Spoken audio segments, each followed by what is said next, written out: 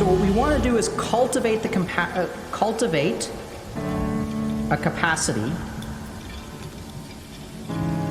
for kindness. So, close your eyes.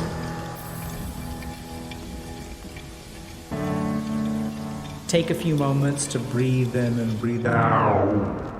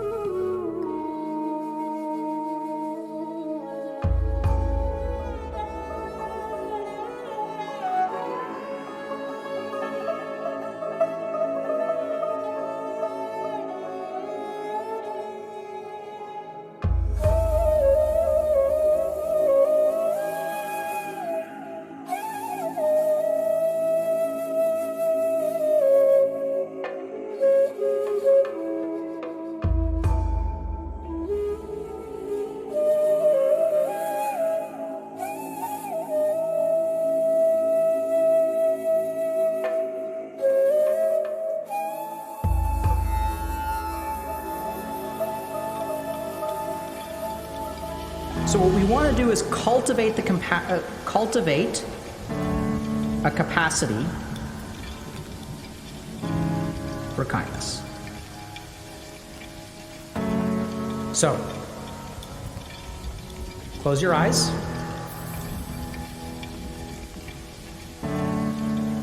Take a few moments to breathe in and breathe out.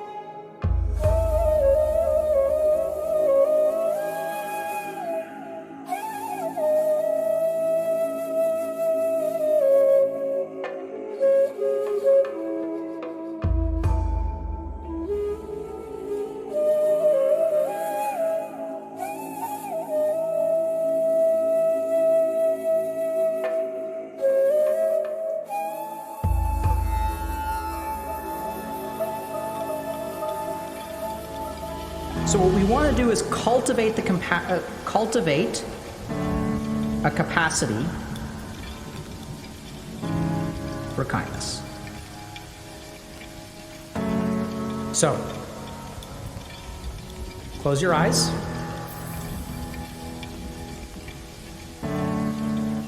Take a few moments to breathe in and breathe out.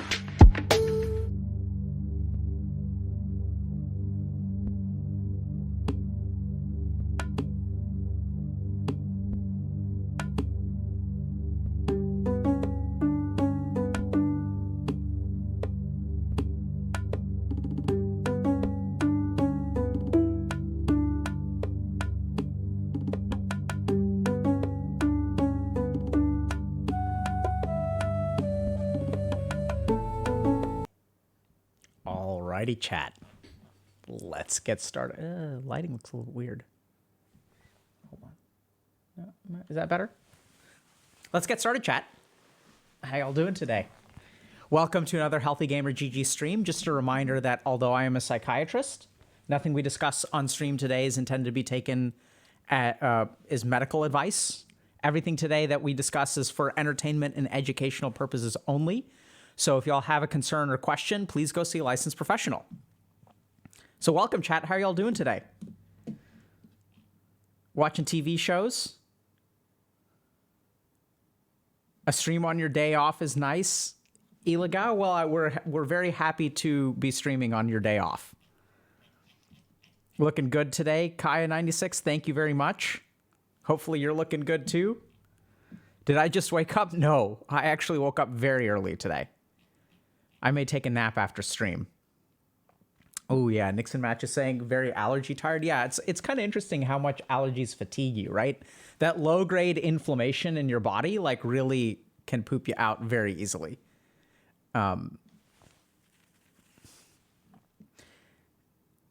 Yeah, Blatty Hagrid is saying things to do piling up but don't want to do them. Yeah, believe me, dude, I understand.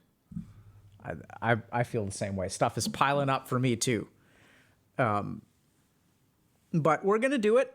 We're going to kind of, you got to get it done. And that's part of the reason I woke up today. I've been procrastinating a lot. And I tend to find that when I procrastinate a lot, if I can wake up early, even though I'm going to be like tired by like the afternoon, I don't know if this makes sense, but one of the best things that I've learned about tasks that pile up is if I can't do them, I'll wake up early and I'll get started. It'll be kind of inefficient. I'll like sort of like crack the dam that has all that work piled up behind it. And I'll get like a lot of stuff done actually, or like a fair amount. It sort of doesn't feel like enough between like even 6 and 9 or 9:30. So I'll get like 2 or 3 hours of work done. And then I'm kind of wiped for the rest of the day because I didn't like sleep properly and I'm streaming and then I'm kind of like, kind of done for the day. But it's the kind of thing where if you have a ton of stuff piling up and Friday morning rolls around, it's not like you're going to be working Friday at 4 p.m. anyway. Does that make sense? So if I woke up on a normal time, I'd like prep for stream and stuff like that. And then after stream, I'd be wiped anyway.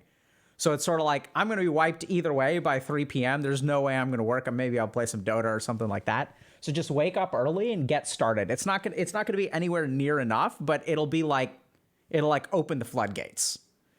So if you guys are struggling, I recommend you kind of try that out. Like sort of work between, 7 and 9 or 6 and 9 or even earlier. And then like just clock out at 2 p.m. Because I don't know about y'all, but there are a lot of days where I kind of clock out at noon or like 1 o'clock or 2 o'clock, and I'm just kind of like GG'd out.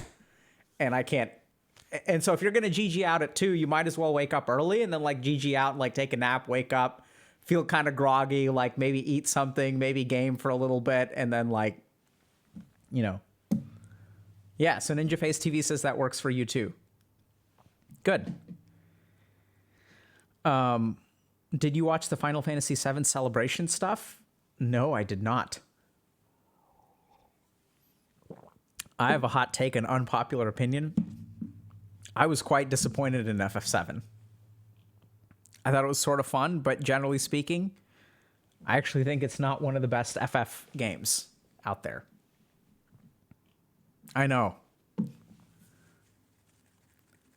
That's going to get me canceled, huh? Yeah, it's interesting. So I think FF10 is great. So FF4 is fantastic. FF6 is truly amazing. And I liked 9 and 10 more than 7. Tactics is phenomenal too, dude. Dude, Tactics back in the day was great because like the translation wasn't... So I don't know if you'll know this, but like the original PS1 Tactics game had very poor translation. It's actually really a fantastic game. There's a lot of like philosophy and stuff like that, like these concepts about the nature of war and things like that. But it's funny because the translation wasn't very good. So they're like talking about these deep concepts, but like it's a little bit it's like a little bit unclear.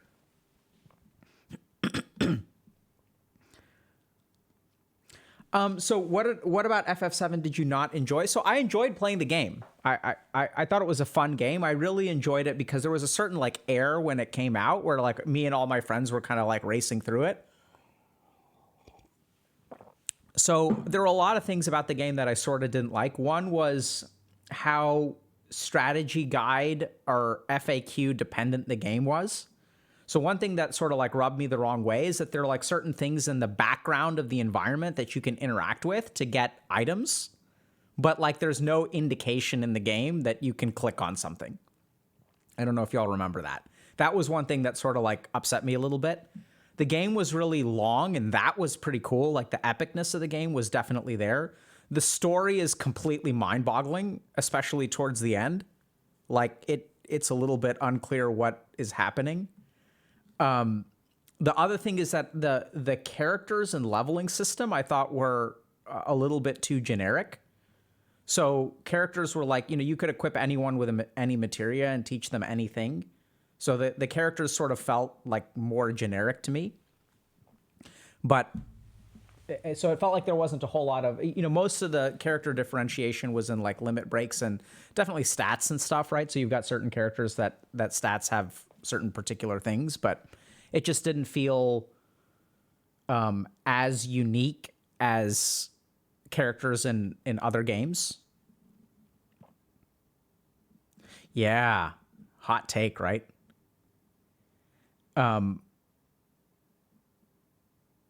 Are you a battle royale enjoyer? No. I don't know that I've ever really played a battle royale. Like, I'm sure I played it at some point, but I haven't really played like Apex or Fortnite or PUBG or anything like that. I'm talking about FF7. So huge fan of Chrono Trigger. Chrono Trigger is one of my favorite RPGs. Another thing is underrated game is Chrono Cross is actually quite good too. It's not Chrono Trigger, but it's still quite good. I'm talking about the original. I know everyone thinks it's a masterpiece.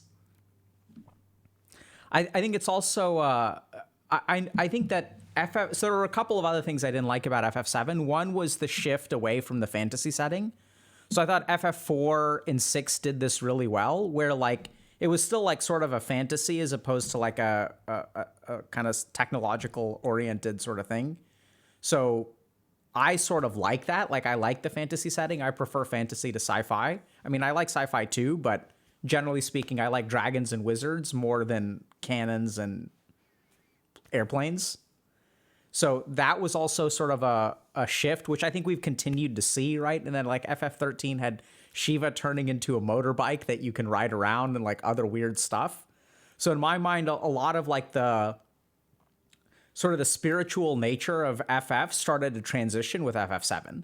That's when they really combined the science and technology, which from an objective standpoint, I think is really great. Like, I think it's cool that there's a genre of games that does that pretty well. It's just not personally to my taste. I also think there's like, Sephiroth is a really good villain, but I think Kefka takes the cake. If you guys have played FF6.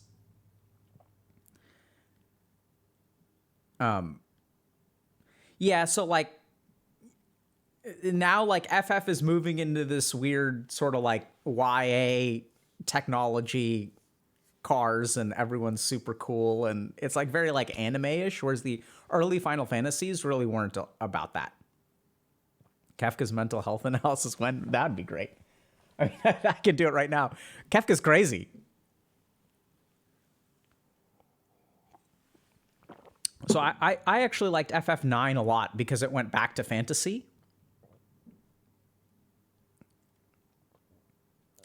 And so the interesting thing is that I think a lot of the roots of FF have moved into other places. So I played Bravely Default 2, and that has a lot of the old FF like roots, like turn-based combat, you know, interesting builds and stuff like that. The story is like completely lackluster, so generic. But anyway. Toaster Waff is asking what kind of crazy, just the straight crazy. I didn't know Doc is a massive JRPG fan. I don't know if that applies anymore, but like I loved RPGs. I'm an RPG enjoyer, especially in my boomer years where my reflexes and stuff aren't so great. So I really do like JRPGs. Like I should say I used to like JRPGs. The problem is that like the genre seems to be moving in a direction that I'm not a huge fan of. So for example, like I started playing Persona 5 a couple weeks ago, and like the game mechanics seem fantastic. I just can't, it's just so cumbersome to like be a high school student. And it's like people are texting me and shit. And it's like, if I wanted to get texts, I would be on this guy. The whole reason I'm playing an RPG is to get away from like managing my social connections. It's like, what is this? And it's like, there's a lot of random crap you can buy, and certain stuff happens on certain days. And like, how are you? So the mechanics and stuff I think are really like very intriguing from the back end, but it's the front end that I find like completely, I can't empathize with whatever teenage angst kind of crap they're doing. I am playing Persona 5 Royal. Right? Like, it's cool though. Like, I mean, it's neat that you can like level up all these like social relationships that give you these weird buffs, and you can like, manage your social stats and things like that. It feels like non-weapon proficiencies from D&D. Yeah,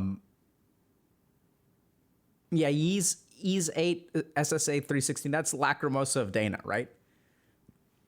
So the other thing is that Final Fantasy is moving more and more into an action RPG element. So I think it's interesting because people will call like Diablo an action RPG. I don't even think it's an RPG. It's like the character development in Diablo is like it's really just like a straight up action game.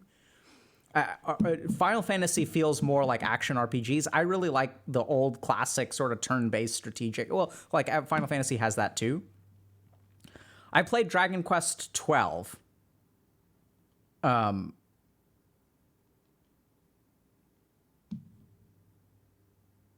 Yeah, like, so anyway, there's like, if y'all have recommendations, I'm open to it. I was going to try, have y'all played Dune, the RTS game?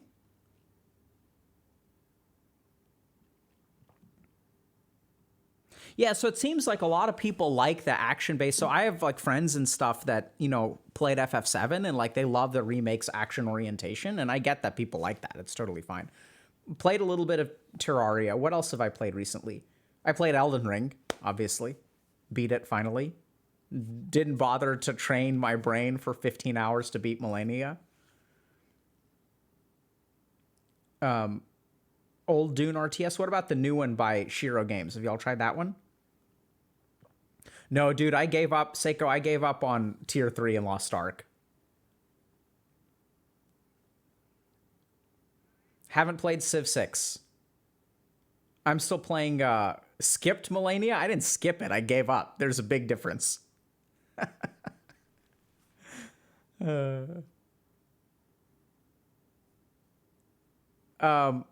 We've done a couple of play like streaming Disco Elysium. So I've heard good things about V Rising, but I'm still trying to catch up with Valheim, yo. Yeah, Golden Sun is one of the things that one of the RPGs that I always wanted to play. Yeah, Prince Banana saying just reduce her HP pool to 0. It's easy. Yeah, get good, noob. I played Mass Effect 1, started Mass Effect 2, didn't get through with it. So here's the other problem I have with games is that, so like I used to be a proper degenerate back in the day. Like between the ages of, like before I started med school, there were like a couple of years there where I did a lot of gaming. And now though, like the problem is that, real life will sort of take over. And then like, so I can't, I've got like kids and stuff. So I am playing Pokemon with my kids. That's actually a lot of fun, but it's very stressful. It's like incredibly stressful because like all three of us are yelling at each other about what to do. I've never played a single player game so cooperatively before. One of my kids can't use, like mentally, she can't use both of the R and L buttons. So like it's actually really great. She'll be like sitting in my lap and like I'll hold ZL so that she can hit ZR. But for some reason, she just has a lot of trouble. Or maybe I'm not patient enough to teach her. But it's like there's a Pokemon there and it's like it hasn't detected us yet. So we've got to catch it real quick. Small hands, yeah. But it's good. It's kind of stressful. You're strengthening our parasocial love. Yeah, so we've got stuff to do. I forgot. Okay, so we've got 3 things to talk about today. We're going to talk about parasocial love. We're going to talk about feeling unlovable. And we're going to talk about, is it normal to waste most of your life doing a crappy job? What do y'all want to start with? Let me see if I can. Yeah, Arceus Legends. Can we get a poll? Looking for mod PST. Let me see if I can do it by their serf. You guys want to talk about parasocial relationships? Oh no. No, I've been logged out of Twitch. I don't have. Oh, sweet. Thank you, mods. Love y'all. Bad job forever. Thank you, mods. Much love. Is love part of Maya? You could say that. It depends on what you mean by love. I would say that love is part of Maya, but where love comes from is not. Okay, bad job forever. That's what it is. Let's do it. Thank you very much, chat, for guiding me. This is the thing. So we'll prep a couple of things, right? But like, I don't actually know what to talk about. That's where y'all come in. Y'all tell me. What we talking? What do, chat? What do? Okay, so let's get started.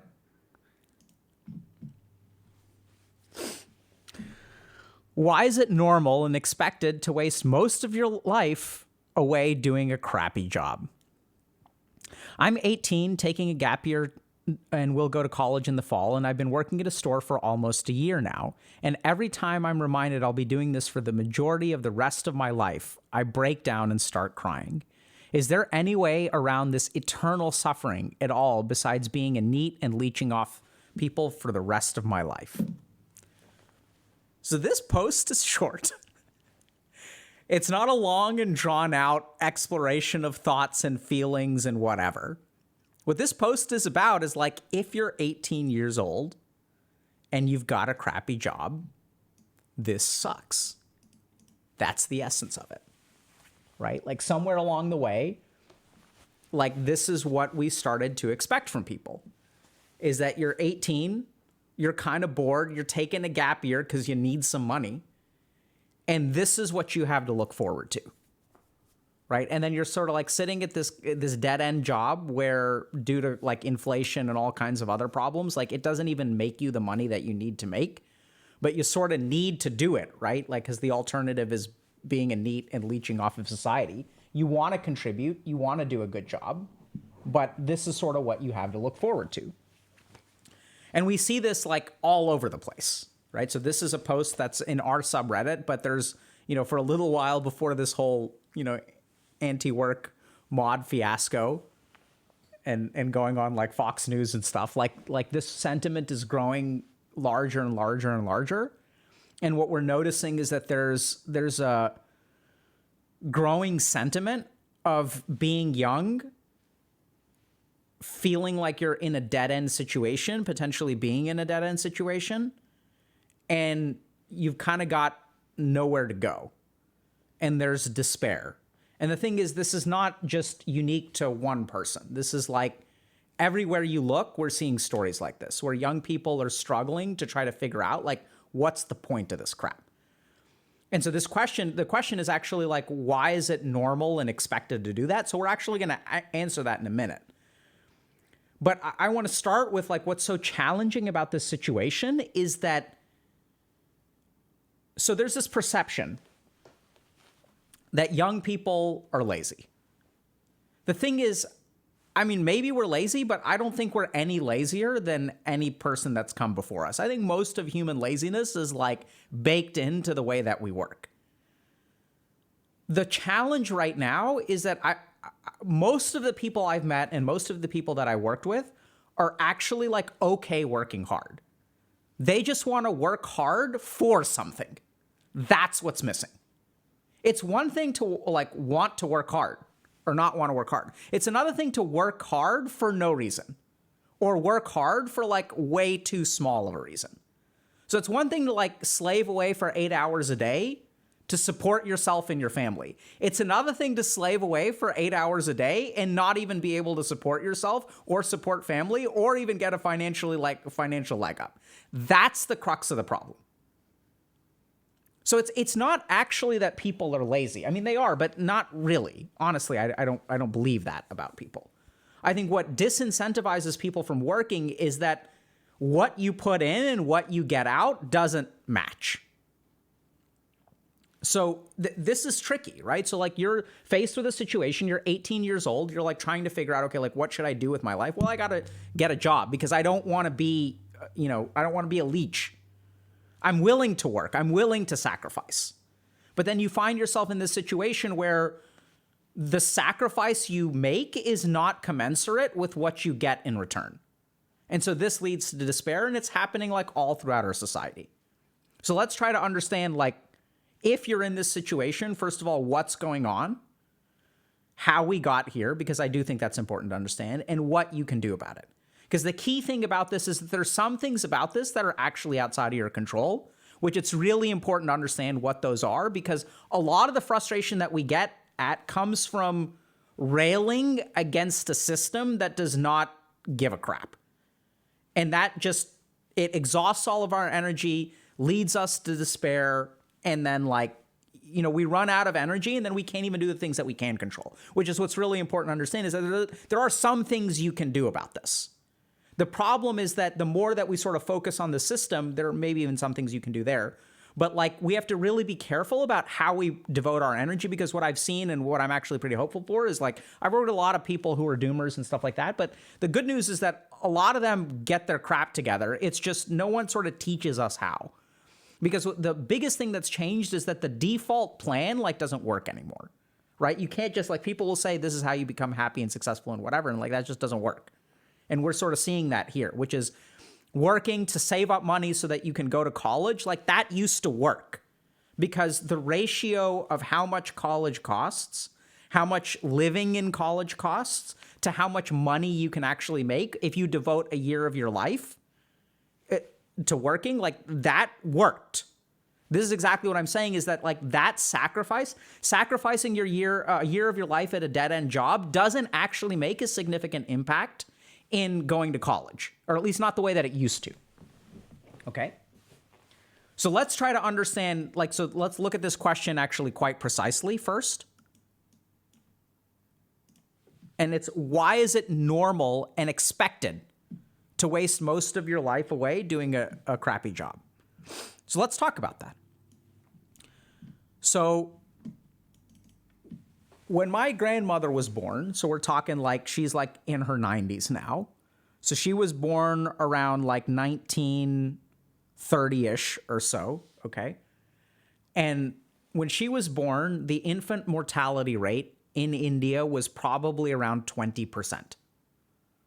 So they had problems like drought. They had problems like, medicine wasn't available. I still remember visiting my ancestral village in India in my lifetime, it did not have electricity or running water. Actually, I think they had running water. They didn't have electricity. I remember it was a huge deal when electricity came to the house, and there was one dude who got a television. And what he would do every night is charge entry into his living room for people to watch television. So he had this whole like thing going where it's like, it's like 1 rupee to come in and watch the TV. And you can stay as long as you want to. And like in the evening, people would come in and like 30 people would be in his living room, like watching TV. Okay. So this is in my lifetime. Okay. I'm gonna turn 40 this year. So this is like in my lifetime. In parts of the world, this is what life was like. So where does the expectation that you have to work and slave away at stuff that you don't want to do come from? It comes from the fact that that's what was required to survive. So for the majority of human history, human beings had to work to survive, right? So we had to originally we were like hunter-gatherers, right? So it's like animals, for example, like they have to, well, unless they're pets, but generally speaking, or like raised livestock or whatever. But like if you're a wild animal, like you got to work every day, because if you don't work every day, you don't eat. And human beings were basically an extension of that, right? So if we've got like an early on village, so everyone in my ancestral village were farmers, because that was the option. And you had to go to the fields every day because you had to get food. You had to grow food. You had to sell some of that stuff so that you could pay for things like clothing. And so they were peanut farmers and stuff like that, and they'd grow this crop and that crop and whatever, and they'd sell it. So where does the expectation that you don't get to have fun in life and you have to do crap that you don't want to do come from? It comes from the need to survival, for survival. That's where it comes from. So where did we expect this? Because that's what society was like even within 100 years, where everyone sort of had to do their part. Otherwise, society kind of doesn't work. And of course, there have always been people who are not a productive member of society. You've got homeless people, you've got alcoholics, you've got people who are physically ill, mentally ill, whatever. And we didn't have treatment for those kinds of people always. So there's always been unproductive members of society. But for the most part, where does the expectation that your enjoyment is not important come from? It comes from, honestly, the need for survival. And there's even some really interesting data that if you look at what has impacted life expectancy of human beings the most in the last 300 years, it's actually the availability of food. So what is, 500 years ago, I think the life expectancy was maybe in the 50s or something like that, maybe even lower. And so why are people living to 60 and 70 routinely? It's because we have enough to eat.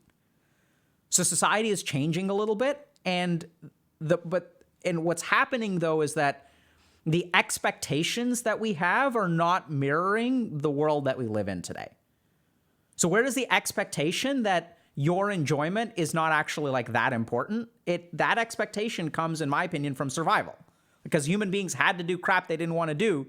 You had to wake up at 4 a.m. every day to go out to the fields to farm, because if you didn't do that, you didn't have food. So you had to do that. So I don't care about how you feel about it. It's necessary for survival. So then what happened is for thousands of years, we had this structure in human society, which is that you have to do work to survive because life is about surviving. That was the primary goal. That was not guaranteed. That was not assured. That was not likely necessarily. And so where does the expectation comes from? It comes from that, like in a nutshell, right? Because you had to work to survive. So now what's happened is we don't really have to work to survive. Like, so survival is like not guaranteed. I mean, obviously death is guaranteed, but you know, it's like a lot of our survival is sort of like secured. So generally speaking, you know, more people die of obesity than hunger, right? More people die of like heart disease and diabetes and things like that than they die of hunger. I think, you know, I don't actually have statistics on that, but I'm pretty sure. So if you look at most of the burden of disease right now, so you look at things like cardiovascular disease, you look at things like colon cancer, you look at like these things like type 2 diabetes, obesity, at least in the US, like 30% of the US is, I think, obese. And all the health effects from that, it's like we have diseases aplenty now, as opposed to before when life expectancy was lowered by like malnourishment and stuff like that. In developing countries and things like that, the situation is reversed. I think there are definitely parts of the world where poverty and a lack of nourishment is a primary factor in terms of life expectancy. But for the developed world, that's not really the case. The problem is that the systems that we have not really kept up with that. So there's this assumption that working for the purpose of survival sort of means that like you don't get to complain. Like you just have to be a productive member of society. The thing is, that's just not true anymore, right? So if we look at like what's happened, economies of scale, things like technological advancements, things like hydroponic farming and like, you know, agriculture has changed drastically. You used to have a bunch of people in order to like create a bunch of food. Now you just need like one person, or even like drones or machines can automate it. You've got a hydroponic bay. I remember reading a couple of years ago, there's this place in Japan that grew a bunch of lettuce per like square foot. And so they've got, you know, they're using the vertical dimension to farm. So it's not just like growing lettuce in the ground. It's like, we've got one layer of lettuce here. We've got one layer of lettuce here. We've got one layer. We've got like 8 layers of lettuce that go 12 feet up in the air. So you're basically like you're exponentially increasing the amount of food you can grow. And so what's a consequence of this? We also see this like in the entertainment industry. So why is the entertainment industry growing so rapidly? Like think about the number of video games that are around today. Think about the number of TV shows that are around today. And like how many TV shows were being made every year 40 years ago? It's probably like 1 to 10% of what we're seeing now. And why is that? It's because we don't need humans to do the work anymore. Right? So like as human beings, like don't need to do the work, like they want more entertainment because a lot of stuff is automated now, right? If we have like self-driving cars, we've got like alarm clocks, we've got all kinds of like different devices. We have dishwashers, we have laundry machines. These are the things that human beings had to do before. And now it's like we have running water, we have electricity, we can stay up all night. Like we no longer need to like chop down firewood for light and heat. Right? The power comes right to my house. Like, that's pretty cool. So the labor requirements of human beings have decreased. And what we've essentially done is moved upward in Maslow's hierarchy of needs. And now we're at the part where, like, you know, for most of us, thankfully, survival is like not that big of a deal. Most of us aren't going hungry, thankfully. And so as we do this, like, but the systems that are designed are not designed for happiness. They're designed under the assumption that you have to do crappy work in order to like make society function. But we don't need to do crappy work. I mean, some of us do, I suppose, but you know, and it's really interesting because this is something that's like, we're sort of seeing this trend. So I just want to show you all something real quick.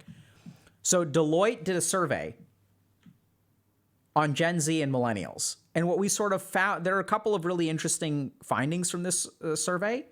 One, like, I want you all to look at this. So nearly 2 in 5, 37% of Gen Zers and 36% of millennials say they rejected a job and or assignment based on their personal ethics. Oh, I guess you guys can't. Hold on, let me move this up a little bit so y'all can see that. This over here. Nearly half of Gen Z and millennials in senior positions have rejected a job or assignment based on their personal ethics. So what I hear in this post is that this is a dead-end job. I don't enjoy it, and my suffering is eternal. And it turns out that this is not just this person. This is a generational impact that we see. And like, this is crazy. Like, the idea of rejecting a job based on personal ethics in my grandmother's day was absurd. You can't stop being a farmer based on personal ethics because your family needs the food. And so as we moved upward towards Maslow's hierarchy of needs, suddenly like personal fulfillment becomes more important to us as a whole generation. Because the truth is that we don't need to work as much as we used to as human beings. Like, the human race does not need to work as much as it used to. Now, if we did work, I think that's generally speaking good. So we can like advance the human race better, the more of us that kind of put in the time, but we don't necessarily have to do it in a dead-end job. And I think this is something that's really unfortunate, but it's true that society has not, the institutions and structures of society have not actually kept up with the evolving needs of society. We're seeing hopefully change in that now. But at the end of the day, like, what does this have to do with you, right? So if you're faced in this situation and you're listening to this, I'm imagining your response is, well, that sucks, so what do I do about it? GG. I guess society has to change. And yeah, it does have to change. The truth of the matter is that there's a lot you can do about it. And we're going to start by actually taking a closer look at the post. So I want to zero in on this. Is there any way around this eternal suffering at all besides being a neat and leeching off people the rest of my life? So what do y'all notice about this statement? What do you think is going on in this person's head? Someone saying take 2 jobs. So this is interesting. Before we go further, I want to show you all something.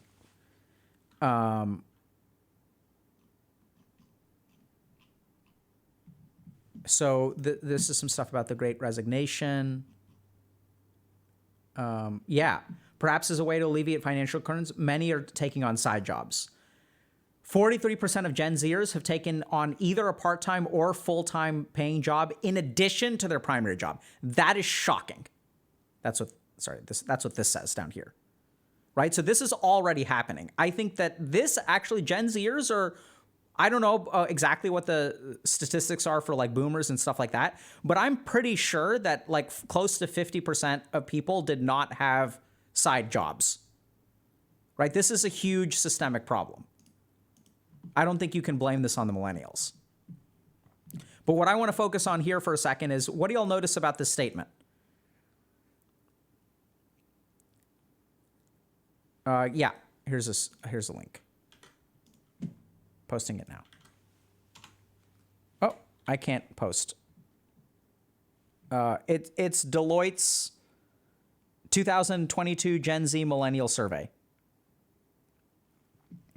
So let's focus on what we're going to do about it. So what do y'all notice about this? Dualism, perfect. So this statement is black and white thinking. Okay? So the truth of the matter is that the world is not black and white. The truth of the matter is you don't have a choice between eternal suffering and being a neat. The truth of the matter is there's a lot of stuff in between there. So as we look at this problem, there is an external component and an internal component. The external component we've already touched on, right? The truth of the matter is that society has changed.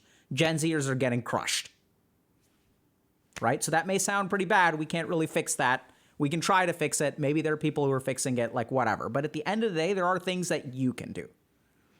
So the first thing that you've got to be careful of is your information diet. So this is where when something is happening to me and I turn to the internet and I see that it's happening to everyone else, I conclude that there's just despair, right? Because I have a cognitive impression. I'm feeling a particular way. I go to the internet, and what does the internet do? The internet amplifies feelings, and what it amplifies the most are negative feelings. So let me just we know this, right? So there have been studies starting with Facebook, looking at social media, and you yourself think about this. So think about if you spend 10 hours a day browsing the internet, what does that do to the quality of your life? Do you feel invigorated, passionate, excited, hopeful about life? Of course not. So let's think about why this is. So if I make a post on the internet about, hey, I'm so grateful, I have an awesome job, I love it so much, what do you think happens to that post? Some people upvote it, some people like it, and some people dislike it. The more time you spend on the internet, the more likely you are to downvote that kind of post because you're resentful, right?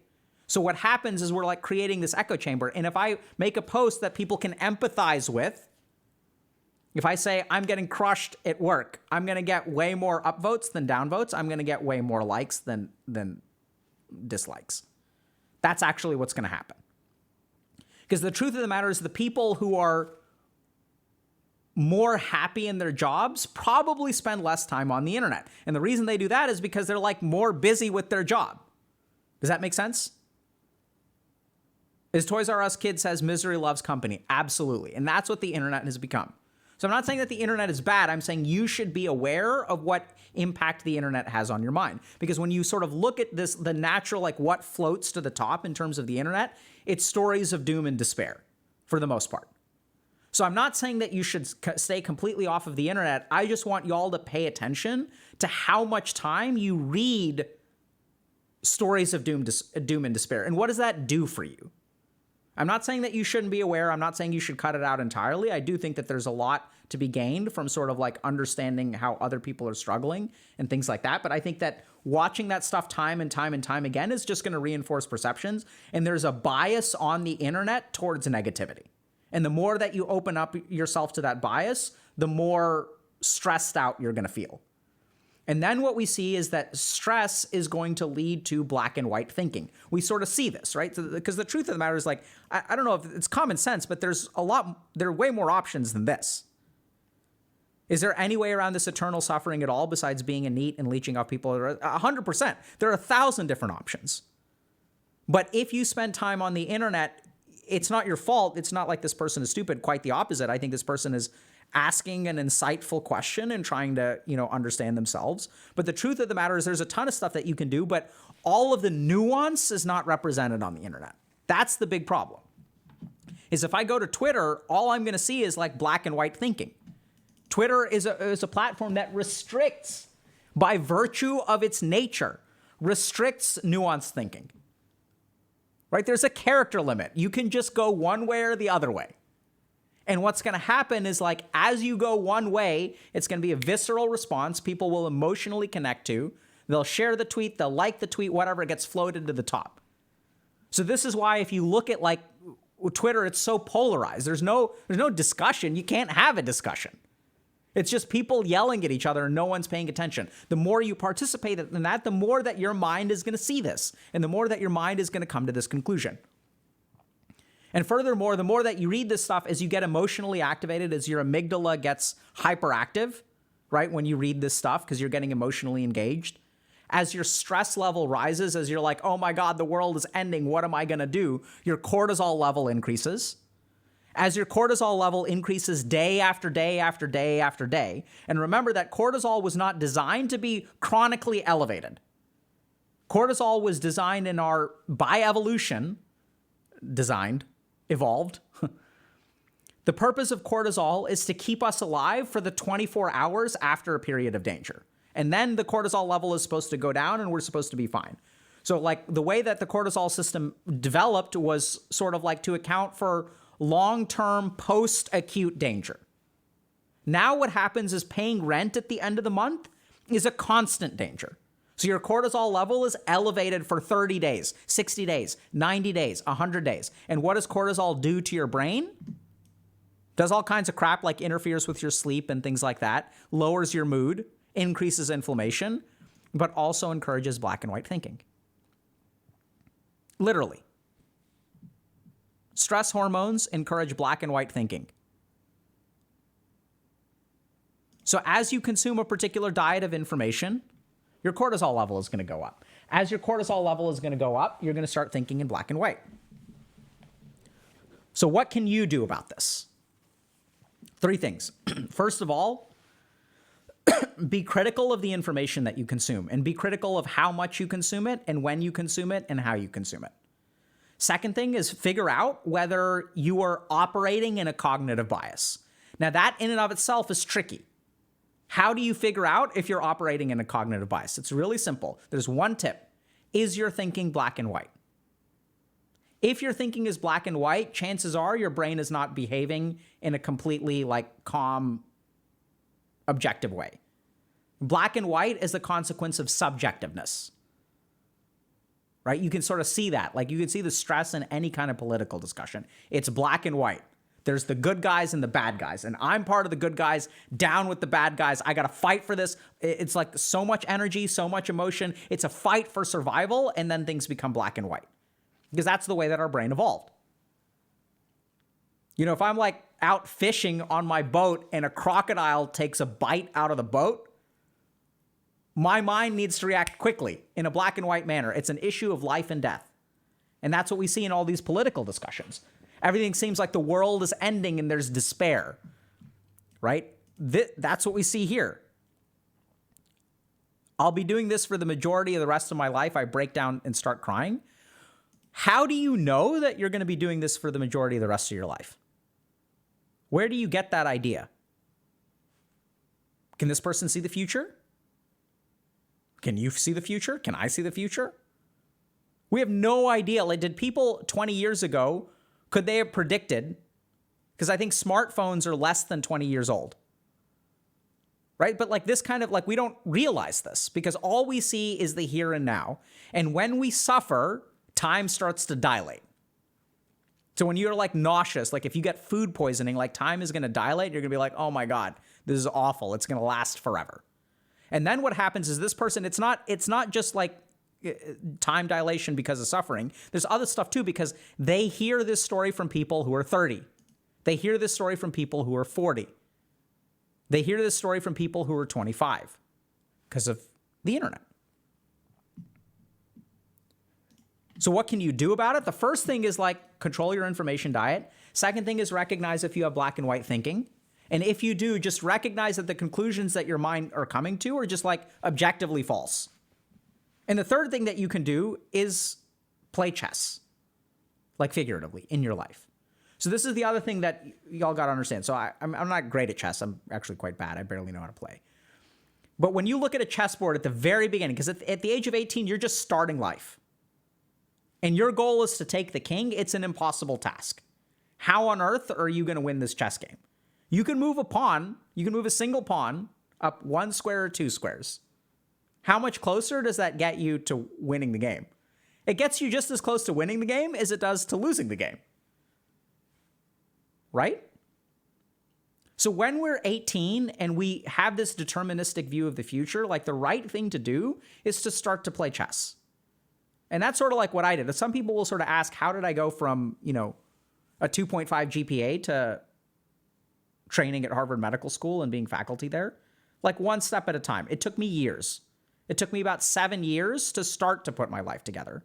And then after that, it took me like 8 years to, or not 8, 4 more years to actually land at Harvard. So like I finished undergrad. That took me 5 years. I took some additional classes to try to boost my GPA. I applied to medical school 3 times, started medical school at Tufts. Right? So each of those is like one step up. Did a dual degree program there to try to increase my competitiveness. Matched at Mass General Hospital and McLean Hospital for psychiatry training. It's a Harvard Medical School residency. And then 4 years after that, I was faculty at Harvard Medical School. And I was 36. Technically, I was on the faculty at 32 because even as a clinical fellow, you're faculty, but I was learning there, right? And like my journey started at the age of 21. It took me 15 years. So there's no sense of time and duration. And each one is like one step forward. It's like playing a game of chess. You're behind a little bit, we're going to take one step forward. You're behind a little bit, we're going to take one step forward. You're behind a little bit, we're going to take one step forward. And as you move your pieces, you don't know what the plan is going to be. It's not linear. Life is not like that, right? You can just make the best move at every step of the way. And as you make the best move, as you develop your pieces, as you get different kinds of experience under your belt, you will reach a place where this future that you're predicting is just not the case anymore. And you're going to spend less time on the internet because you have a life that's worth living. It's hard to being 18 years old, taking a gap year and like trying to make some money before you go to college is like, it's mind-numbingly difficult. You get so little reward for the effort that you put in. And at the same time, like, just because you don't see the reward then does not mean that you're not accruing something. That certain amount of money will give you a certain amount of freedom, right? It will like position you a little bit better in terms of college and stuff like that. You'll have a year of work experience under your belt. Your ability to tolerate bad situations is also going to be better. Like, there's all kinds of stuff that you're gaining that you don't even see yet. And case in point is like, all of the struggles that I had, it never dawned on me when I was like 19 years old and playing video games till 4 a.m. and like, so I could pass out so I didn't have to think about how I was screwing up my life. It never crossed my mind that suffering in this way and struggling in this way would allow me to help people in the future. 15 years later, 16, 17 years later. Like, you just can't, you have no idea what life has in store. Everyone thought they knew what was going on, and then COVID hit. Everyone thought they knew what was going on when Bitcoin soared, right? Let's buy Luna. Let's buy this coin. Let's buy Dogecoin, Shiga coin, this coin, stable coin, Terra coin. Everyone was confident. And here comes the next thing, NFTs. Didn't you know that the video game industry understands that NFTs are the next big thing? That's what gamers want. So we're going to buy this Ape Yacht Club stuff, and this is how I'm going to make my money. Like, everyone knows the future, right? Blockchain is what's next, Web 3.0. It's a video game that you can make money playing. That's what people want. Everyone's so sure, just like you are. If you're 18 and you're sure that doom and gloom is ahead of you, like, everyone in the world is so sure. So what can you do? Like, take a step back. Cut back on like what you consume off of the internet. Recognize what helps you and what doesn't. Look at yourself when you spend time on the internet. How does it make you feel? Does it actually equip you to do better? Does it improve your mood? Because that's sort of like what we think, right? We think if we're like, okay, if I watch enough YouTube videos, I'll figure this out. And I'm not saying that they don't help. There's even preliminary data from our internal community that we're now applying to the ethics board to do a study on about watching our content appears to improve.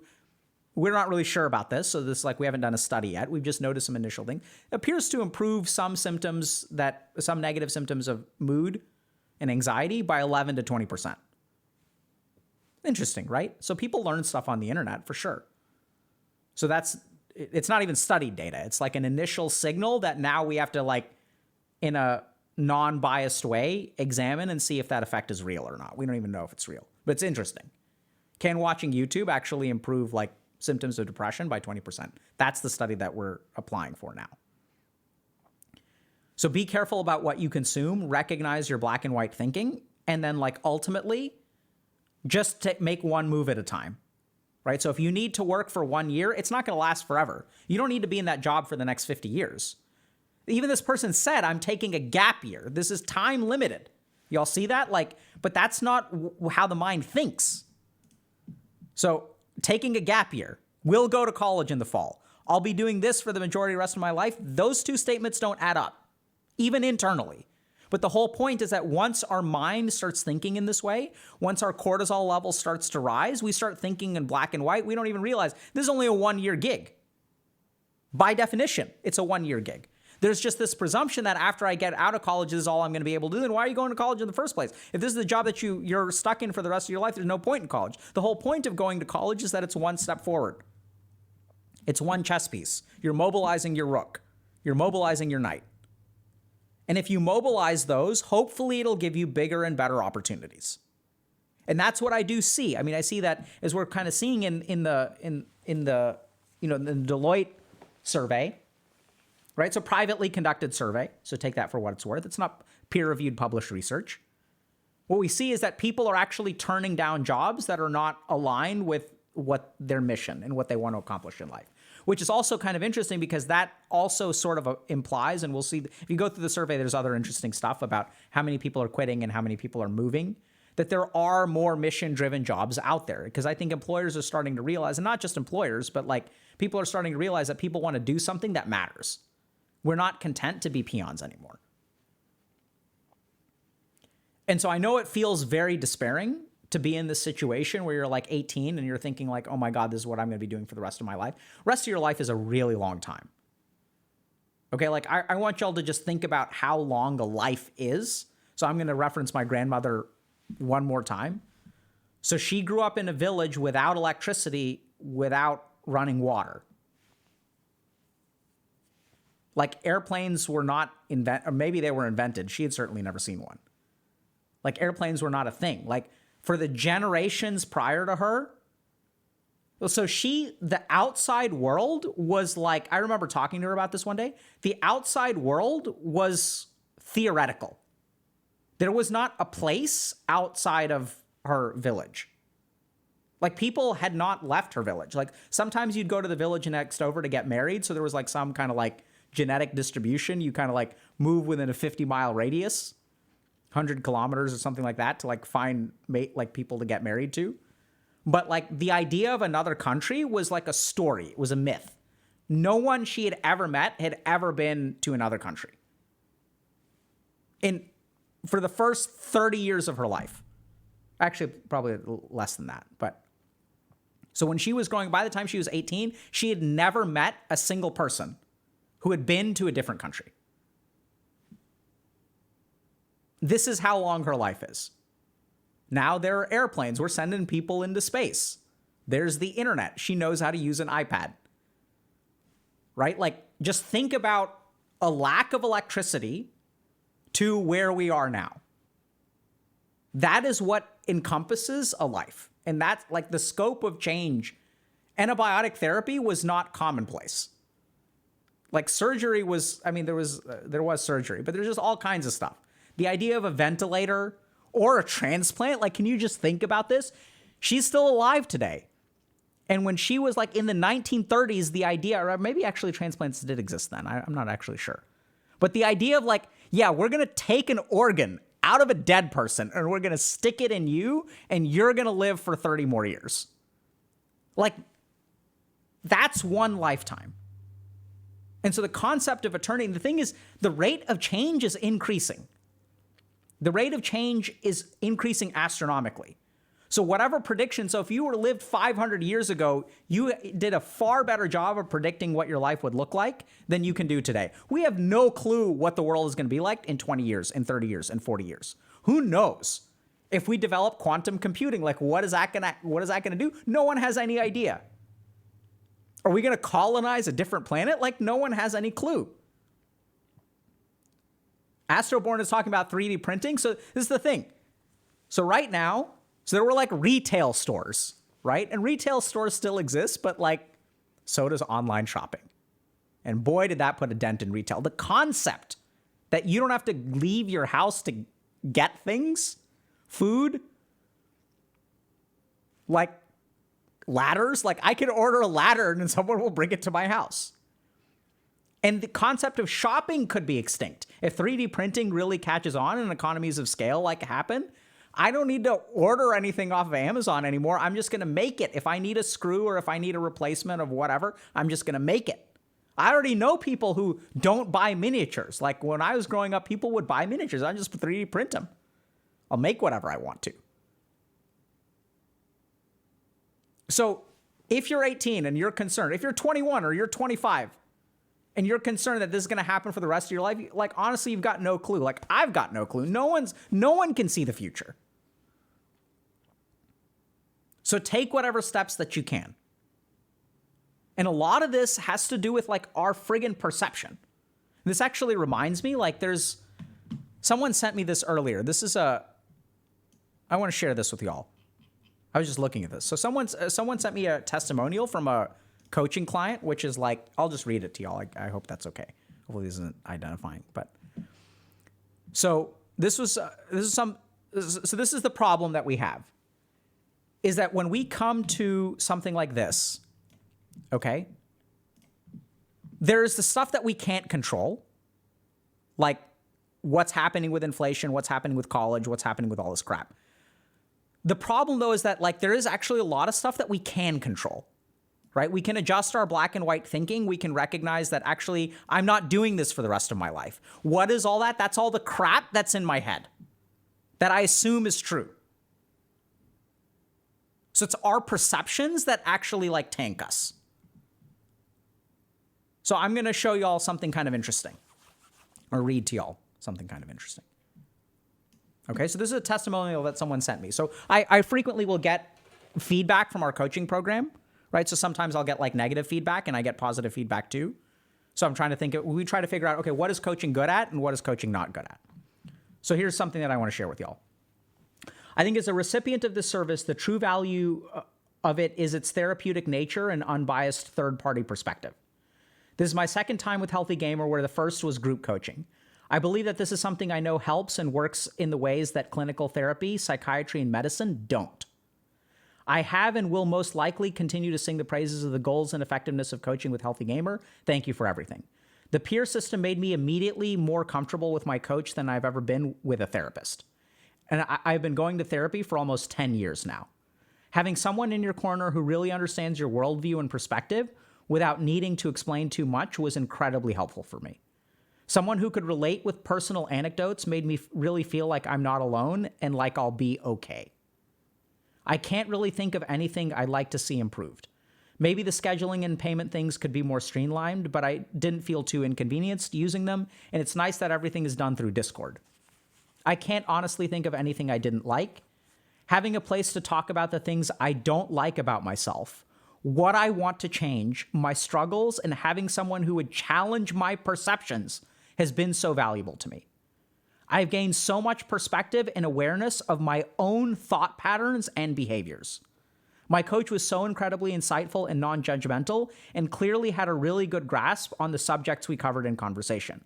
I was always eager to hear what he would have to say. He always had thought-provoking questions that led to the core of where an issue stemmed from, and through that I discovered so much beneath the surface, like a web of connected dots that make sense in how they interact, as opposed to the jumbled mess I perceived them as before.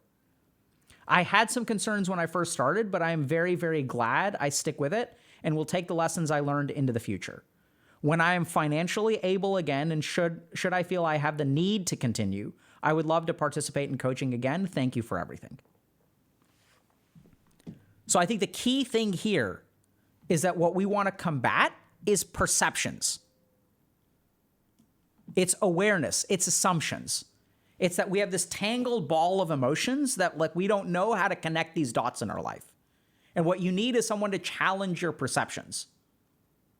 Because we operate based on all of these assumptions and we form conclusions based on the assumptions of our mind. And our mind is based off of a brain that is overwhelmed with things like cortisol. And so we end up as like doomers and this kind of crap. So it's like, and this is where, as the person sort of pointed out, it's not clinical in nature, right? But that's because some of the problems that we face are not clinical in nature. And this one I thought was particularly interesting because this is someone who had been doing therapy for 10 years. Now, I'm not saying that coaching is better than therapy. I think it's like apples and oranges. So it's like, what are you looking for? Are you looking for, if you need clinical support, then by all means go see a clinician. But in terms of understanding your own thought processes and start in terms of, getting like challenged in terms of people who will dispute your view and conclusions of the world, that's what our program is designed to do. Speaking of, actually, there's one more thing I want to share with y'all. So y'all know, so a couple days ago, we talked about why online dating is super challenging. And like, I made this fundamental assertion that dating profiles will ask and collect a bunch of information, and then we'll match people based on that information, right? So you filter people based on what they put in their profile. And part of the reason that I think that so many people are struggling to date right now is I don't know that what you can put in a profile and selecting based on the variables in a profile will lead to success in a relationship. Because it's unclear whether a picture or your political beliefs or whatever your income or whatever you put in your profile actually leads to successful relationships. So then I got curious. And what I did is I tried to find out what does the science say about what leads to successful relationships? And what I found was really fascinating. I'm just going to share this with you all super quick, okay? This is really cool.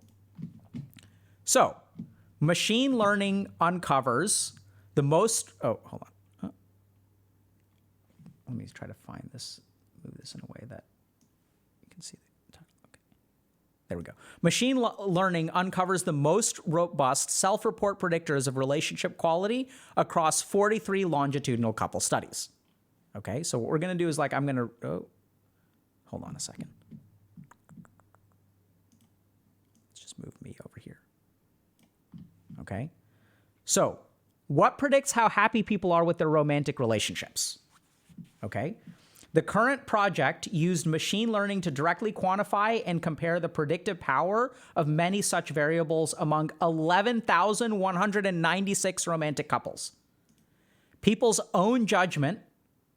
So this is what they discovered. So they used an AI algorithm to look at nearly 12,000 couples, and they tried to figure out what correlates with success in a relationship. Or actually not success, really, precisely. What correlates with relationship quality? People's own judgment about the relationship itself, such as how satisfied and committed they perceived their partners to be and how appreciative they felt towards their partners, explained approximately 45% of the satisfaction. So 45% of the quality of a relationship is explained by the person's own judgment. The partner's judgment, how your partner feels about the relationship, doesn't correlate nearly as much. Neither did either person's personalities or traits. So like factors like demographic factors, factors like even neuroticism or 5-factor model things, personality, none of that actually correlated. If you look at 12,000 couples, what floats to the top? It's people's own judgments about the relationship itself. Do y'all get that? Like, this is wild. So if you actually look at what leads to success in a relationship, and success is actually the wrong word. What correlates with high quality relationships is your belief in the relationship. If you believe in a relationship, chances are that's going to correlate more highly with the higher quality of the relationship. It's not what your partner believes. It's not a personality characteristic. So all this crap, so like basically like we know the answer. I'm oversimplifying some. But what leads to success in relationships is your perception. Your perception is the most, looking at 12,000 couples, what floats to the top is your beliefs, how you perceive it. And now we understand, what do you think going into an online dating app? When you first engage with someone, what is your perception of this interaction? It's friggin' cynical. You're cynical, they're cynical. No wonder it fails. Because if we actually use, I guess, AI and machine learning to analyze 11,916 couples, your perceptions matter the most. And so we can even go back to our earlier post about like, the future holds nothing for me. That belief is going to correlate with a crappy life. We sort of know this in medicine. We call it the placebo effect or the nocebo effect. I've had patients in my office who say psychiatric medication has never worked for me. And then the likelihood that I'll prescribe it is going to be pretty low, because if they don't think it's going to work for them, that's going to be a nocebo effect. It's going to reduce the efficacy of the medication. So it's interesting because we know that placebo works for medication.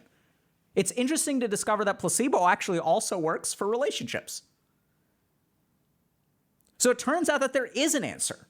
What leads to high quality relationships? The variable that correlates the most is your perception or faith in the relationship itself. That's the answer. You can use AI to analyze 12,000 couples, and what correlates to high quality relationships? It's the person's belief, not even your partner's belief. Certainly not personality characteristics or traits. And this is where it's kind of interesting, right? Because if we look at dating apps, like, do they include that in any way, shape, or form? Of course not.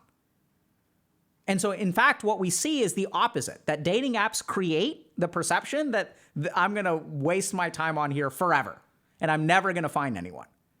So What the dating apps actually create is they worsen the problem that they're supposed to be solving, according to this one paper. So there's other caveats here that we have to consider. The first is that this is correlational data. It's not causative data. There's also other caveats that this is like pooled data from a bunch of other stuff, right? So maybe the other kind of confounding thing that we have to consider, just if we want to be totally fair, is that there's a correlation between my belief that the relationship is successful and the quality of the relationship. Whereas like there may be other factors that improve the quality of my relationship and therefore make me believe in the relationship more. So there could be other things at play. There could be confounding variables. At the same time, if we really want to understand like what makes a relationship successful, it's an interesting finding. And that's what we sort of focus on. And even when we think about like coaching, like the reason that it's successful is because it challenges thoughts and perceptions.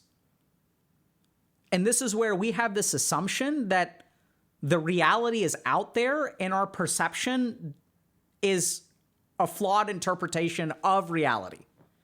Whereas the interesting thing is that our perception is actually like shapes the reality, affects what happens in reality, right? That's something that we don't really think about or acknowledge.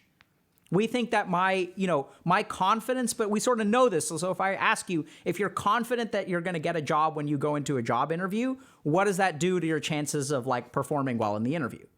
Confidence actually correlates with performance. What is confidence? Confidence is a perception.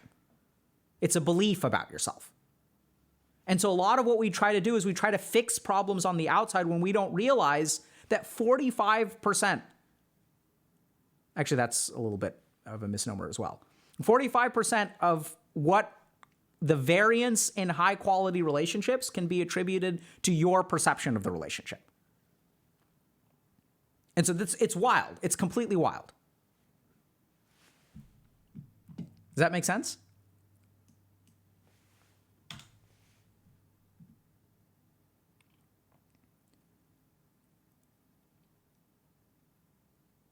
Is it possible to develop this perspective in yourself? 100%.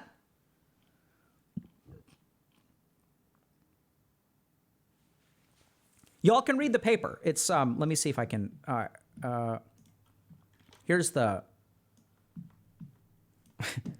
so it's published in PNAS. No joke.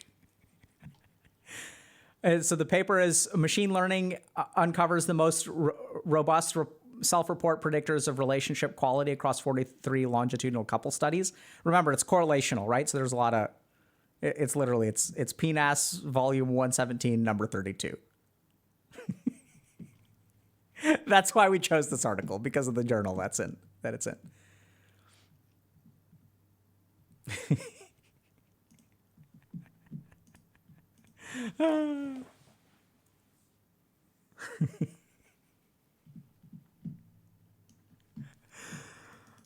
Okay, so one thing I gotta say about, I've taught in a lot of places, okay? I have bestowed my wisdom upon many a human mind. And my favorite place to teach by far is right here. Because this is the one place where we can look at literally like a machine learning paper about relationship variables. It's very scientific. We can talk about how this applies to your life. And at the end of the conversation, the abbreviation for the journal that this is published in is what everyone focuses on. Right? So if I was like presenting this at the American Psychiatric Association conference, I probably would have said the full name of the journal, which is, I don't even know, what is this? Okay, hold on a second. PNAS is offering new consultative review. But what is PNAS? This week in what is the acronym? Oh, Proceedings of National Academy of Sciences. Okay. All right, that makes sense. I was just like, wait a minute, like what? Because usually like when you go to the front page of a journal, it says like the full name of the journal, right? This week in PNAS. PNAS, like, it's like down here. I don't know if you guys can even see it.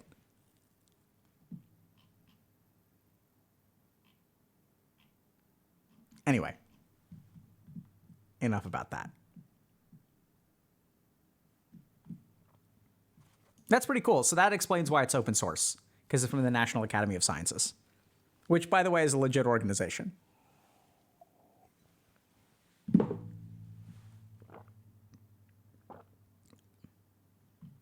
Okay. Someone's asking about, I understand socializing is really important, but I still don't understand why. Let's take a look. I have a porn addiction and have been drowning myself in parasocial relationships. I did something very creepy yesterday and I need advice. I'm a 30-year-old. I watch porn and masturbate to it almost every day and have done this for most of my life, especially late teens onward. I often think about sex and fantasize that I'm involved in the act when I'm watching porn, or maybe I'm thinking about doing it with someone else. I never had a romantic relationship with any women. I've really only had 2 dates, which happened in high school, but nothing came of it. I've had female friends in high school, but afterwards I made a couple of online friends, but didn't really keep contact. I often fantasize a lot about women I am very attracted to and tend to develop a crush on them. We start as friends and I find them attractive, but once we interact more, I tend to develop crushes on them and fantasize a lot about them. Also, I've stalked the social media pages of one of them. I have confessed to 2 of these crushes and was ghosted or had contact broken from. Fast forward to now. I gave up on relationships and interacting with people socially. I've always been a parasocial Andy, but in more recent years, I've been watching streams more now in a very parasocial manner, especially with a few specific female streamers.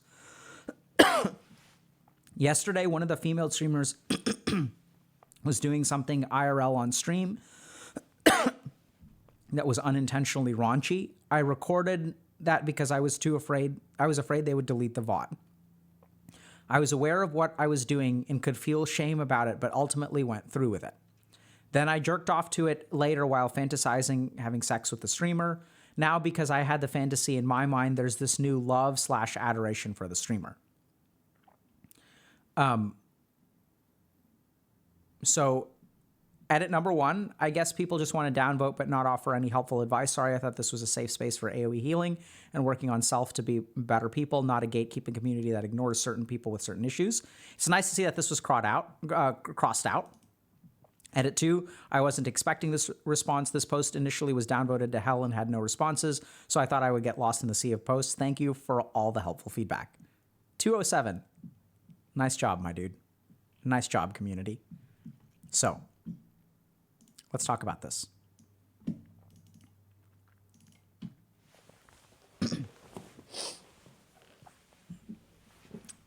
So sometimes we find ourselves in kind of a weird situation. We know that it's not good to develop parasocial relationships. We have this vague idea, especially about pornography. Like, is it helpful or is it healthy or is it not healthy? Like, what's addiction? What's not addiction? Like, masturbation is, a healthy part of human sexuality. Like, we sort of know that some of this stuff is okay and some of this stuff isn't okay. And we find ourselves sometimes being in this situation where social relationships have been challenging for me. I went on a couple of dates back when I was 18 in high school. And then things didn't really go well. And then I kind of got behind.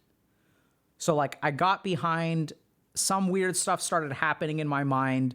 I recognize that I'm developing crushes on people way too quickly. I recognize that I'm fantasizing about these people. And sometimes I'll even try to talk to these people about it, but I usually get ghosted. And so then since I'm getting ghosted and clearly I'm not good at this whole relationship and socializing thing, I'm going to just kind of give up on it, right? So I'm going to give up on relationships because clearly I'm not good at it. Clearly it's not working out for me. People don't appreciate, what I say to them. I'm getting burned by trying to connect with people. So GG out. Then what happens is we kind of fall into this parasocial weird pornography kind of stuff.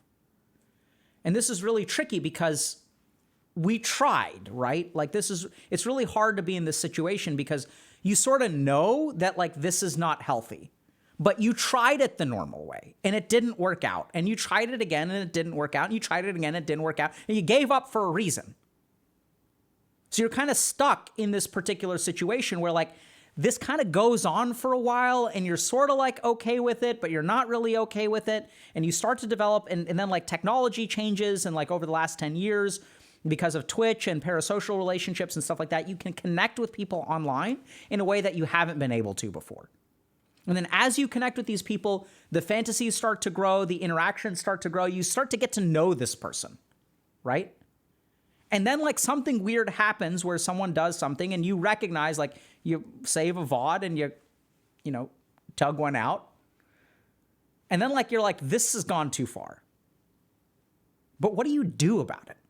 Because at this point you've missed the milestones, right? Like you dated people in high school and you're 30 now. And you're like, this is not okay, but like, what do I do about it? Right? Because like, I don't know how to start. I don't know how to stop. It's like so confusing. And there's a ton of shame, right? Like you can't talk to people about this, right? Like you feel ashamed of yourself. You feel pathetic. Like what, like, you know, sometimes you even try to reach out to people. You'll confess your feelings for them. And it's like, you're going to get ghosted and you're kind of like stuck between a rock and a hard place because you don't know, you sort of recognize that something about this is not, first of all, fulfilling. Something about this is starting to feel unhealthy, but you don't know how to reach for health. So what's going on here and what can we do about it? So let's start with almost like an evolutionary perspective. Okay, so this is sort of like a synthesis of my learnings. I don't know that this is like, there's actually an explicit scientific paper about evolutionary impacts in parasocial relationships with streamers on Twitch and pornography addiction. I don't think the research has gotten that far. So when we're entering into this realm, the first thing that y'all have to understand is we don't have scientific studies about this.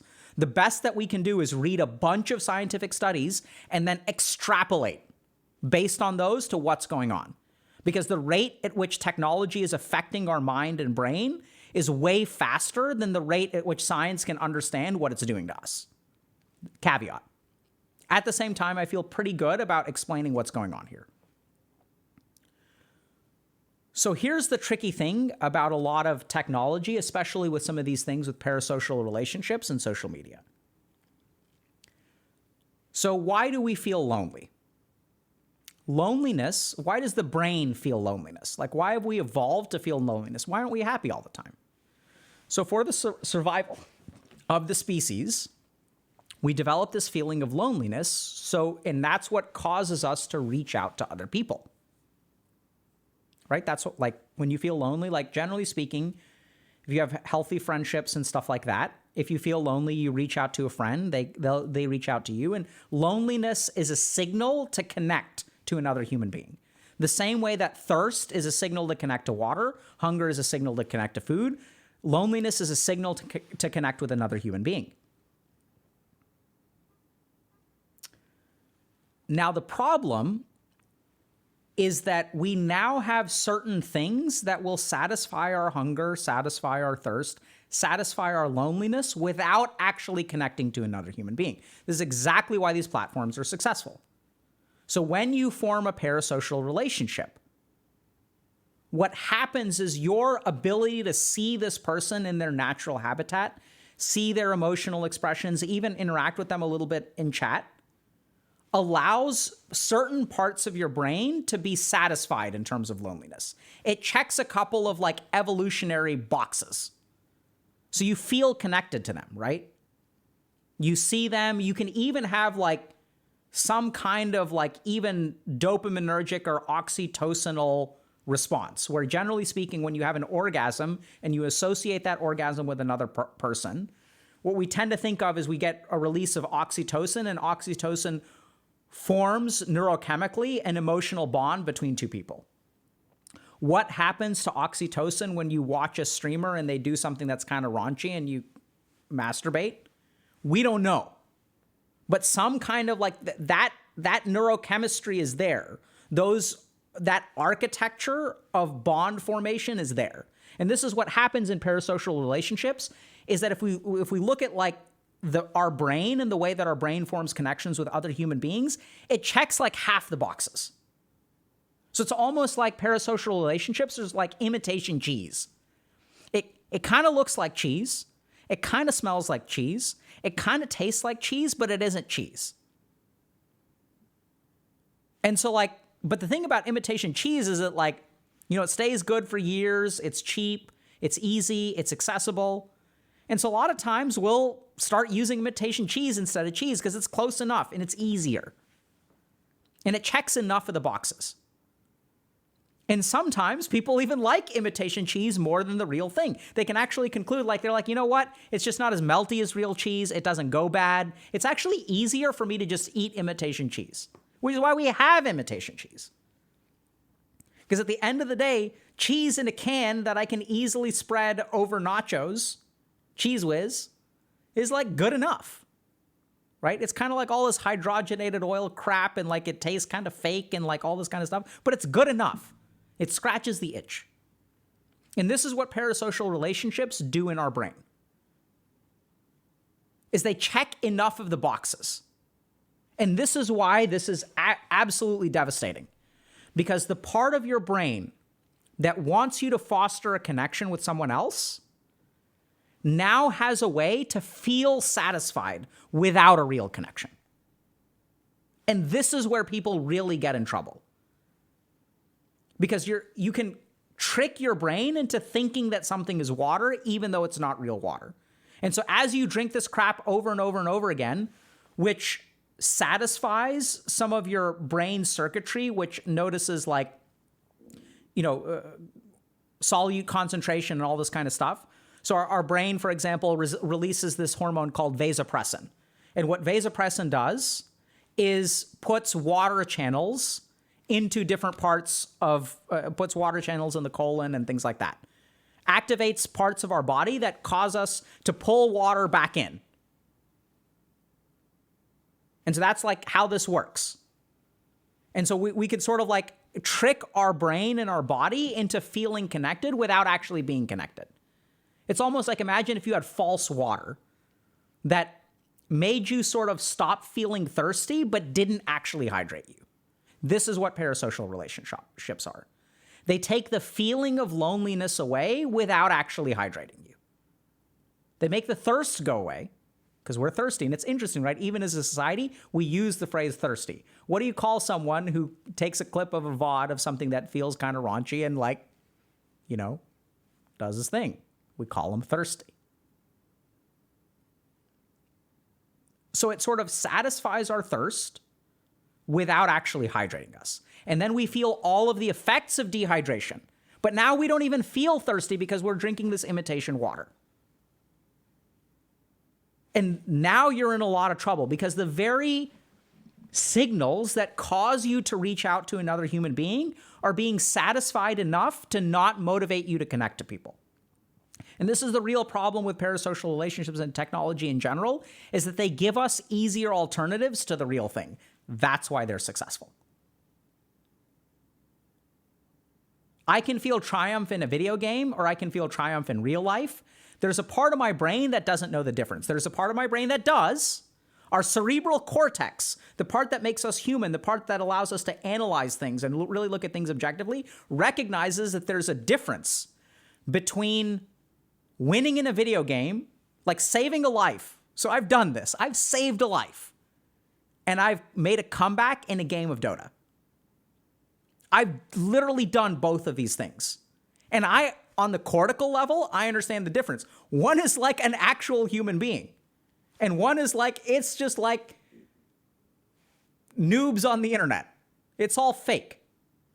But I can tell you the emotional part of my brain can't tell the difference. The sense of triumph and satisfaction and relief that you get is, honestly, it's like better in the game, because even when I'm thinking about a particular person I was doing chest compressions on, when you save a life in real life, you don't even feel triumph. All you feel is relief. Like, thank God this person is alive. My God, that was terrible. It doesn't even feel like all you feel is thank God it's over and we did it. You're not queuing up immediately after. It's not like you do chest compressions on one person and then like 15 minutes later, you're like, yeah, let's go. Let's do it again. I remember in this case, I was wearing gloves. I started doing chest compressions on the person. So this is tricky. They don't show this on the TV shows. So when you start squeezing really hard on someone's chest, sometimes what they start to do is vomit. And this person started vomiting. And I remember the vomit was somewhat projectile and got into the gloves. And I distinctly remember, this was almost a traumatic experience.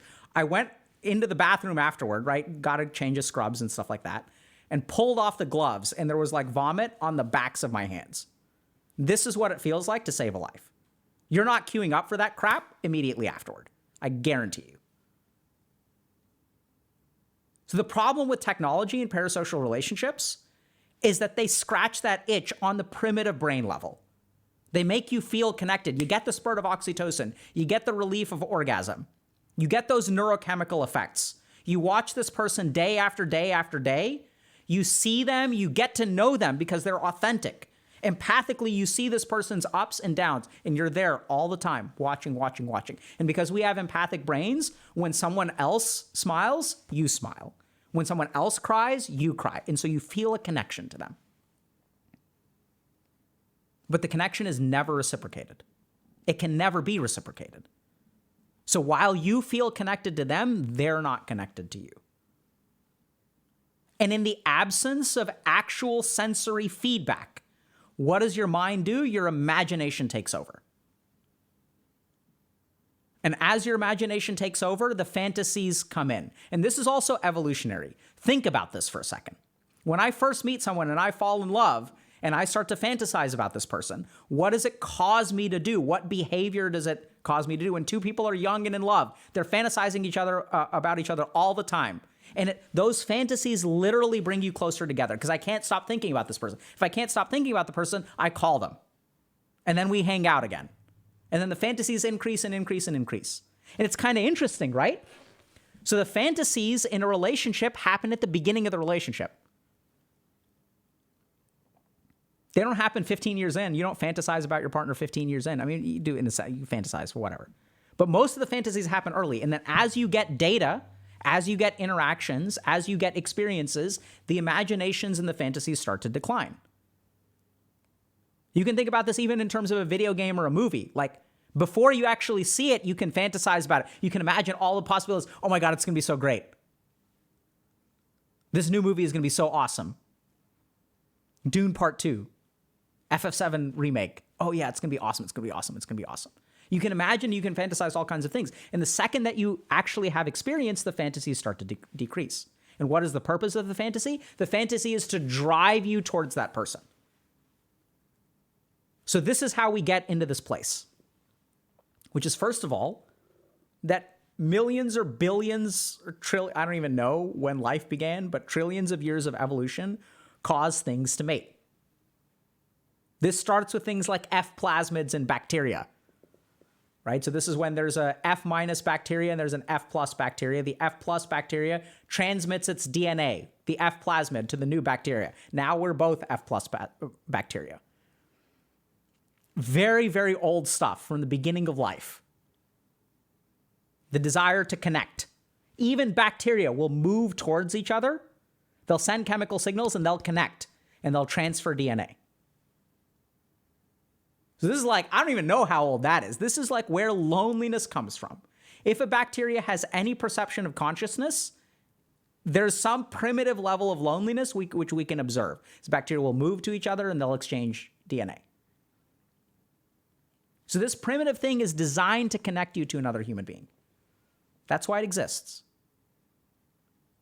Now the problem is that we've got imitation cheese. Instead of actually connecting with a human being, it's so much easier, right? Because if you interact with someone, what happens? You get rejected. Or there's a possibility of rejection. There's depression, there's anxiety, but you can connect to someone on the internet danger-free. Our brain is made to be risk averse. That's why we're alive today. Because I'm sure at some point there was some gene that caused human beings or monkeys or bacteria or fish to take really, really high risks. There's like a fish that's like, yeah, let's go jump out of the water. Let's see what happens. Let's go. That fish didn't stay alive to procreate. We became risk averse. So when you put all these together, there's the loneliness, which is drawing you towards someone. There's the risk aversiveness part of your brain that's sort of like, okay, if we can scratch that itch, if we can get a bottle of water from the sink, we don't want to walk through crocodile-infested waters, or we don't want to drink water from a lake that's filled with crocodiles if I can get it safely at the sink. And it scratches enough itches in our brain to where like we sort of don't know the difference. Or there's a part of us, the primitive part of our brain, the emotional part of our brain, the empathic part of our brain doesn't know the difference. We feel connected to them. And then we start to fantasize and this relationship grows in our mind and we get more and more sensory input. We see more and more of their vulnerability and we end up getting stuck. And then we end up doing something that we're kind of ashamed of and we're like, wait, this is weird. This is not working. That's how we get here.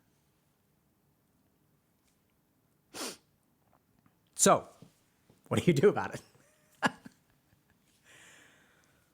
The first thing to understand is that as long as your thirst is being satisfied by an imitation, the thirst is not going to motivate you to actually form real connection. So the first thing you've got to do is limit your exposure to the streamers or the people who have the parasocial relationships. You got to use your hunger for you. And this is where the more time you spend with them, the more the fantasies are going to build in your head and the stronger your connection is going to be. So I'm not saying you have to break up with them right away. You don't have to like pull it off like a Band-Aid, although you can absolutely do that. But this is where I just want you to understand that the more your sensory organs are populated by this person, the more your thoughts will be populated by it. So if we go to the field of advertising, the more they spam ads, if you see billboards, if you see Twitch ads, if you walk down the street and you see a car, if you see other people who have branded whatever, the more you see it, the more you're going to think about it and the more it's going to shape your behavior. This is something that advertising understands really well. They understand how to use our organs of perception to shape our thoughts and shape our behavior. So the more that you bombard your thoughts, your sensory organs with this person, the stronger your thoughts are going to be, the stronger your fantasies are going to be, and the harder it's going to be for you to change your behavior.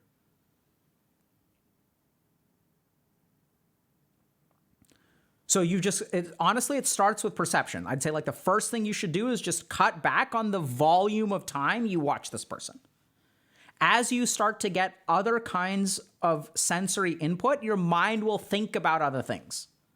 And we sort of know this, right? We know that sometimes people need a change of pace. People need a change of scenery. What does a change of scenery do? It changes your mind. I need to get the hell out of these four walls. Go for a walk, and your mind changes.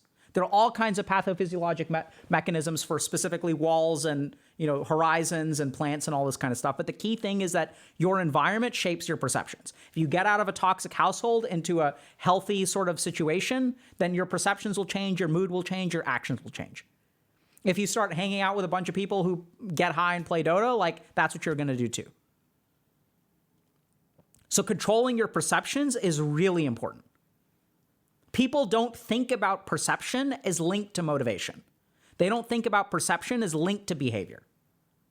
So in Dr. K's Guide to ADHD and Doing Stuff, the main meditative principle which we teach people is indriyas and sensory perception.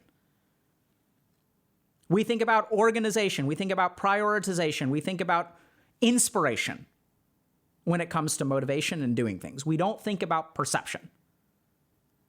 We don't think about perception as something that shapes my behavior. We think about it as just informational, and it's something that comes in. So if y'all want a bunch of detail about literally exercises to control your sensory organs and get off of this kind of crap, that's what is in Dr. K's Guide to Doing Stuff. So the first thing is reduce your sensory input. Next thing to understand is that as your sensory input reduces, your hunger will grow. Your thirst will grow. And this is going to be the really, really hard part. Because as you get thirsty, your brain is going to be like, let me watch the Twitch streamer, because then you're going to get satisfied. You're going to get a drink by watching the Twitch streamer. That is the struggle that you have to fight. In that moment, when you are thirsty, understand that your brain is going to give you two options. One is that I can try to go and interact with another human being, which is going to be filled with fear and anxiety and possibly bad consequences because you've tried it before and it hasn't worked out for you. Or I can log on to and watch my favorite Twitch streamer. And that's going to be risk-free. Maybe I'll get to know them better. Like it's going to satisfy your thirst. One's easy and successful, and one is painful and difficult. You got to choose the hard road. You got to recognize in that moment what the feeling of that thirst is, how much easier it would be to do this kind of thing. And so start to socialize, start to get out there a little bit. Like, I don't know exactly what that, does for you. I don't know if you have work kind of situations or what, like, I don't know exactly how you do that. Join Discord and, try stuff. People talk about hobbies and all that kind of stuff. So like that solution is sort of, we're not going to cover that right now because it's kind of varied and there's a lot there. The main thing that I want you to understand is if you want to overcome this problem, it's that moment in time that you have to resist. And look out for it. And if you're ready for it and if you know it's coming, every hour that goes by, the thirst will grow. And your mind will start thinking about it because that's what it does, right? Like, so if I need to for example, if there's a stray cat in the neighborhood and you start feeding the cat figures out, okay, where do I get my fix? If you're addicted to something and there's a dealer, you know where to get your fix. And the more the cravings increase, the more you go to the dealer. So as the cravings for loneliness, the cravings to get rid of the loneliness increase, the cravings for connection increase, you know where to get your fix. And if you give in, then it's game over for that day. So reduce your input and start to recognize, ride out that urge. And the more that you're able to reduce your sensory input and start to build other kinds of sensory inputs, the more that you're able to at least leave the house and start interacting with people. It doesn't have to be as friends. It can be something as simple as going to the grocery store and asking the cashier, how are you today? And that's it. I'm well. How are you? I'm doing pretty good. Have a nice day. It can start something as simple as that. Other really simple things that you can start with, I know it's very paralyzing, but I love it, is the nod. So this is, I'm not quite sure. So, growing up as a cisgendered man, I have a different experience from many people, but as a dude to a dude, the nod works really well. I don't do it to women usually because I think that could be perceived as creepy.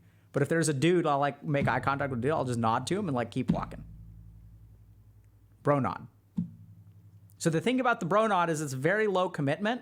You'll feel a lot of anxiety. And then you just do it and you kind of move on. I don't know. So I guess I just have to ask, women in chat, if a dude bro nods at you, are you okay with that or is that creepy?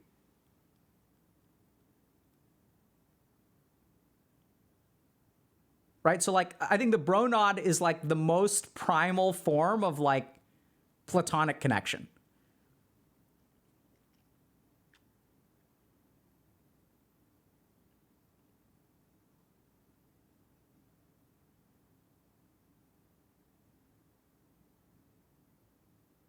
So some things, what I will do with all people is smile. If I make eye contact with people, I'll smile at them. Right? And then that's where also if I'm bro nodding, I'll be a little bit careful about making it clear to them that no further interaction is needed.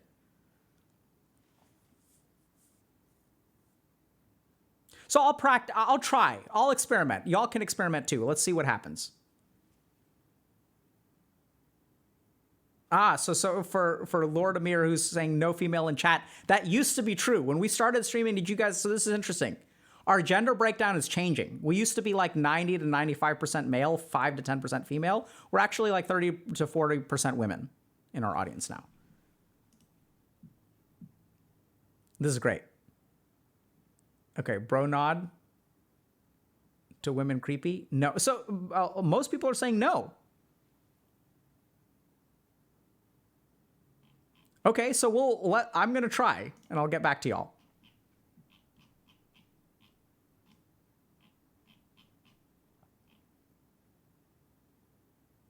So I find that smiling is totally fine. Like, especially if you don't make any other gesture, right? Like, if you don't walk over there, if you don't like, like none of that business, then you're fine. You don't do that kind of crap. You're not like, the head bobble, the legacy of my people, finger guns.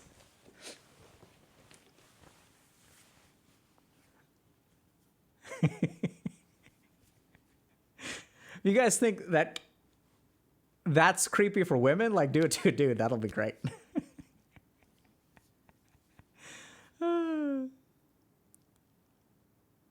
Okay, so there's a good question by Sayo-chen. What if you feel so behind that you don't even feel any hunger for a certain level of human relationships anymore? Great question. So, I don't know if y'all have done this, but if you've ever been hungry or thirsty or really need to pee, what happens to that sensation over time if it doesn't get satisfied?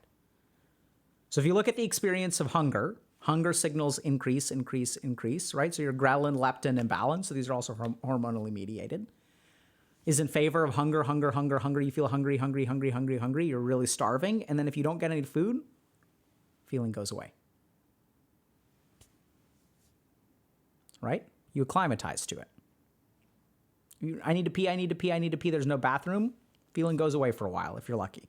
Then it comes back, goes away, comes back. So when we don't satisfy some of our urges, our brain has a very simple, the body actually, has a very simple normalization of the signal where it stops sending that signal to us. So essentially what happens is we've been lonely for so long that we become numb to connections and we learn to survive without them. It's sad. Now, there are some cases where we actually have documented cases of something called schizoid personality disorder, which are people that are wired in a particular way where they don't actually seek connections. So this is sort of like the platonic version of someone who's asexual, where they just don't, that is not just something that they're interested in. So that's possible. So it's possible that that's not an adaptation or pathologic or anything like that. We sort of call it a pathology, but some people are just wired to be like loners and they're actually okay with that. So that's a possibility. But generally speaking, in my experience, what happens is that you've been alone for so long that you just numb yourself to it, essentially. And that's when all kinds of interesting things happen, right? Because if you're truly numb, then interacting with people should be easy because you don't actually care. So how do you know if you're different? I mean, how do you know which camp you fall into? Generally speaking, in my experience, people who are numb, if interaction with human beings actually comes up and is a possibility, it's not a neutral interaction. It usually is comes with something like anxiety or some kind of negative emotion or avoidance.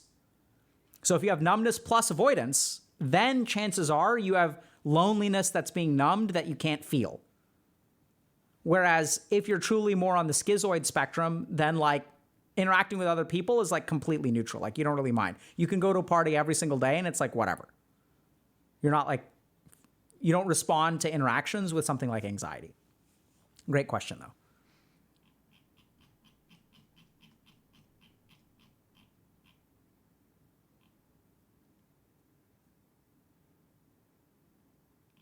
Kai96, interesting question. What do you think about fidget toys? Unhealthy? On the contrary, I think they can be very good. Especially for people with ADHD.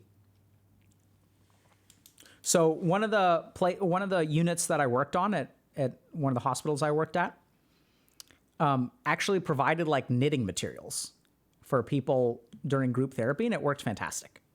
So I think sometimes having something to do with your hands sort of keeps you occupied enough to not get distracted. So it's sort of you have your given distraction. So it's kind of weird, but it actually allows you to engage or even pay attention better.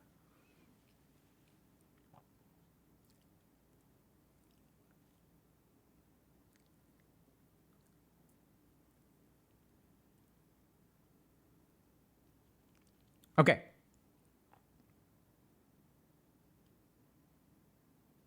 A lot of good questions. I don't know if we've got time because we're almost at 2:00. Yeah, so Hopeful Nice is saying crocheting helps me focus on TV shows, conversations, etc. Can confirm. Yeah, it's interesting, right?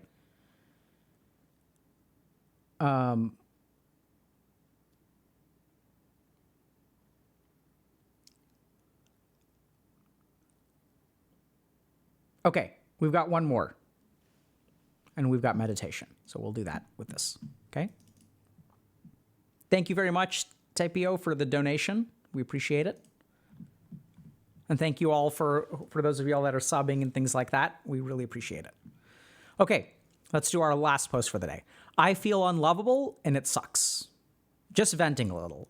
Since right now I'm completely lonely with 0 friends, as I have been for years, and my only friend right now doesn't talk to me for a while. I feel unlovable. I'm tired of always texting people, making sure they haven't forgotten about me, because I'm anxious that they're losing interest / are going to leave. I'm tired of working on myself and my anxiety and getting 0 friends out of it. I'm tired of being so motivated and working so damn hard on myself and getting nothing out of it. In general, yes, I feel unlovable. And it's absolutely no surprise I'm not confident in myself considering what I've been through. It's no surprise to me that it's hard for me to make friends, that I always feel like nobody likes me or cares about me. And even years pass, and even though from a young age I was determined to change my situation. It feels like I've been stuck for so long, despite my self-awareness and despite seeking help and therapy, and it just sucks so much. I don't know. I never felt like I don't know. I never felt like I was like other people or like me. My personality and ideas belonged in this world. I felt so different. I still do. I feel like I'm suppressing parts of myself because they don't help me make friends. Being honest and communicating about my feelings doesn't help me. Being open doesn't help me. Loosening up doesn't help me. Even talking to people and being friendly doesn't do anything. It's only making everything worse. If even being friendly doesn't help me make friends, then what does? I can be smiling and have fun with people in certain moments, and they still would prefer someone else over me. I don't know what helps anymore. I'm still friendless. I'm trying to work on my anxiety right now and my social skills, hoping it'll make a difference in my life someday. I'm still hopeful and determined as I've always been, but I just needed to get this off my chest. It's interesting, 100% upvote rate. So this is tough. Let's be honest. So sometimes we're lonely. We don't have any friends. And we do what we're supposed to. We're good little boys and girls. We're told to work on your social skills. Be friendly. Give it a chance. Put yourself out there. And we do those things. But it doesn't work. And then you start to feel tired. And then you start to feel a little bit resentful because like you're doing everything you're supposed to, right? You're working on yourself. You're going to therapy. Everyone's like, go see a therapist. You're like, okay, cool. I'll do that. Everyone's like, put yourself out there and you do that. You text people back. I mean, you don't text people back. You text people, hoping they'll text back. You remind them that you exist. Hey, by the way, remember me? We hung out those 3 times and it seemed like we had a really good time, but you're like, I haven't heard from you. And you kind of text them and they don't really text you, or they text you back, but they don't text you first. And so you start to become like marginal, like they're like out living their lives and you're trying to form some kind of connection and they don't seem to care. And so what are you supposed to do? You're supposed to be friendly, right? Like, oh, like relationships are a 2-way street. Like, let me text them. And you work on yourself because that's what everyone says, right? You can't control other people. You can control yourself. So work on yourself. So you're like, okay, I'm doing that. And then as this goes on for a while, it gets really tough because like you don't have an infinite energy. You do what you're supposed to do. And if you still don't have friends, like what do you do after that? Well, you dig deeper, right? You're like, okay, like that's not working. Like, let me try again, right? Effort and hard work lead to success. Let me try again. Let me text this person for the 7th time. Let me put myself out there for the 8th time. Let me struggle with anxiety and sort of like try to be friendly with people, but they still don't text me back for the 9th time, 10th time. And then you start to get really exhausted. And then what are you supposed to do? Because everything to fix this problem doesn't seem to be working and takes energy. It takes so much energy. And so you're exhausted. And then do you dig deeper and try again? Do you give up? How do you know when you're supposed to give up? And when you're supposed to keep trying and keep getting more exhausted? How are you supposed to know? When is this going to work? How long do you have to do this? Does anyone ever tell you, yeah, you just need to work on your social skills for 6.5 months? It's not like a video game where you can see each little pip of progress. Oh yeah, you got a star. 5 stars makes a diamond. 5 diamonds increases your rank up. Each rank up moves you towards your second class. If you move up 3 classes, you get a medal. We know how to measure progress in video games. We don't know how to measure progress with this crap. How do you even know if this is just you should be doing it more or you're doing it wrong? Are you even investing your energy in the right way? So what you end up feeling is tired, first of all, uncertain, second of all, because if someone told you, they're yeah, just do this for 3 more months and you'll be fine. You'll have a friend. What's the ratio of energy investment in putting yourself out there and struggling through anxiety?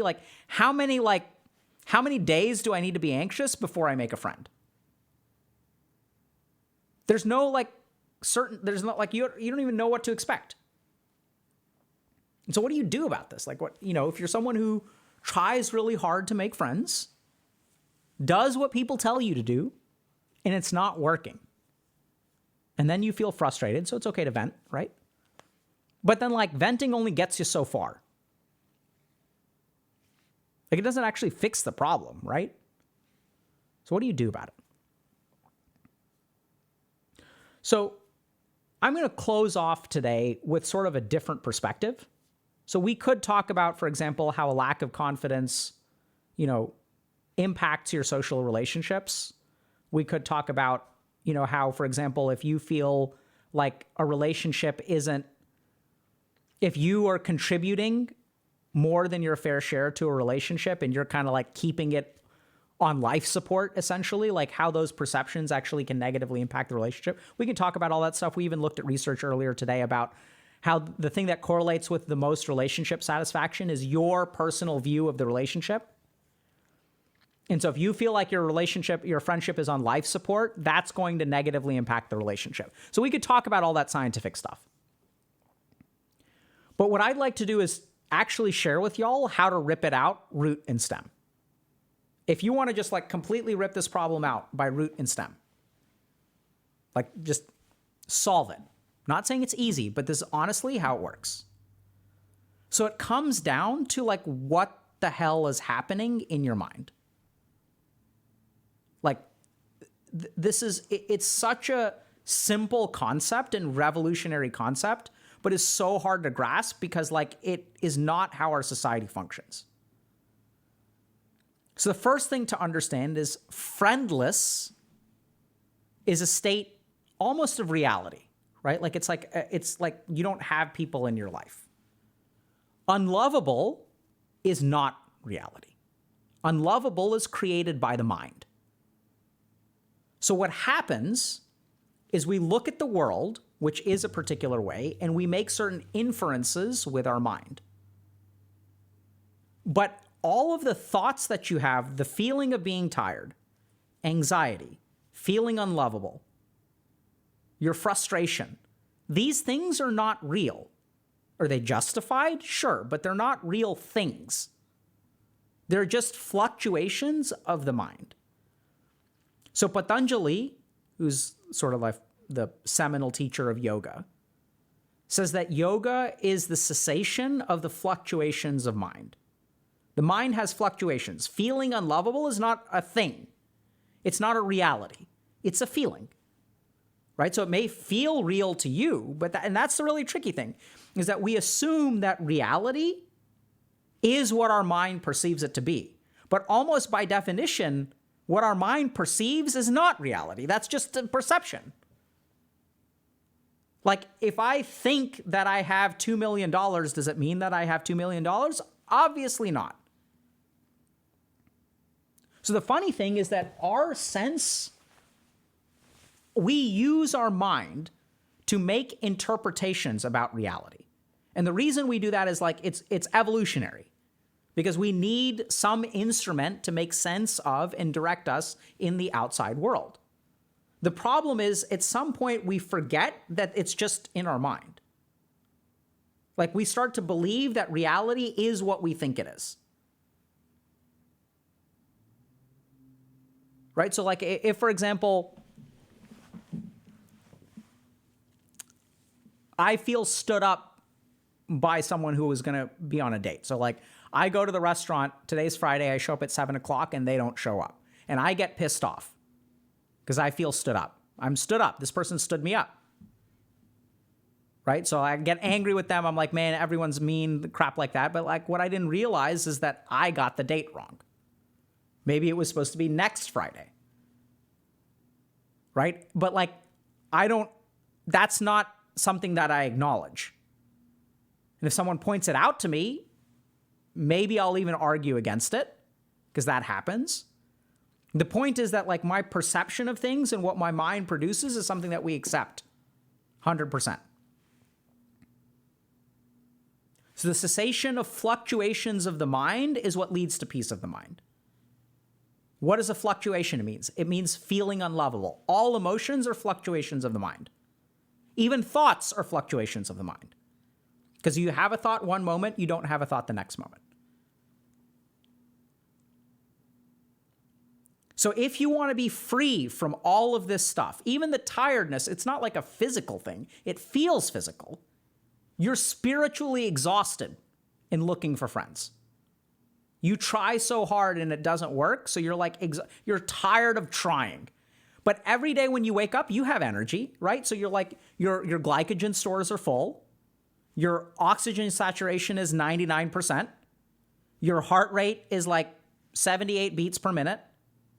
The physical capability of your body is roughly the same. Sure, there's some hormonal influences. There's some psychoneuroimmunology axis and stuff like that. So there are some fluctuations. Maybe there's a little bit of vitamin D deficiency and like whatnot. There's some like, physiologic caveats to this sort of thing. We're not saying it's all in your head. But generally speaking, from day to day, what your body is capable of and the amount of energy you can produce is like pretty similar, unless you've got a thyroid deficiency or whatever. But that's not the way that we see it.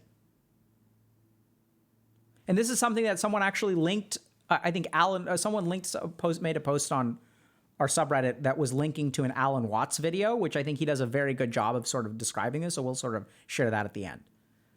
About how reality and our mind are like two fundamentally different things. And such a big source of our suffering is because we conflate these two things. So what is this person's problem? They feel unloved. Why do they feel unloved? Because of the way that people treat them. Makes sense, right? You're treated in a way that feels like it's disrespectful, so you result in feeling unloved. But the thing is, that's just your interpretation of it. Right? Like, that's just your interpretation. It's a feeling. It's not actually a reality. So if you think about what is real is the now. The mind, by definition, is not real. Imagination is not real. Mind is what does imagination. Mind thinks through hypotheticals. Mind looks into the future. If you think about anxiety, I'm texting this person, I'm anxious about what they're going to say. That by nature, you can't be anxious about something that happened. You can only be anxious about things that haven't happened. It's the nature of anxiety. Anxiety is like, by definition, that which is not real. And we get so caught up in it that we're like, we stop living in reality and we start living in our own heads.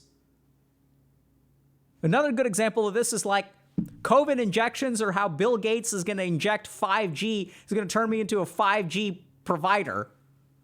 Like, what on earth? Where are people getting this?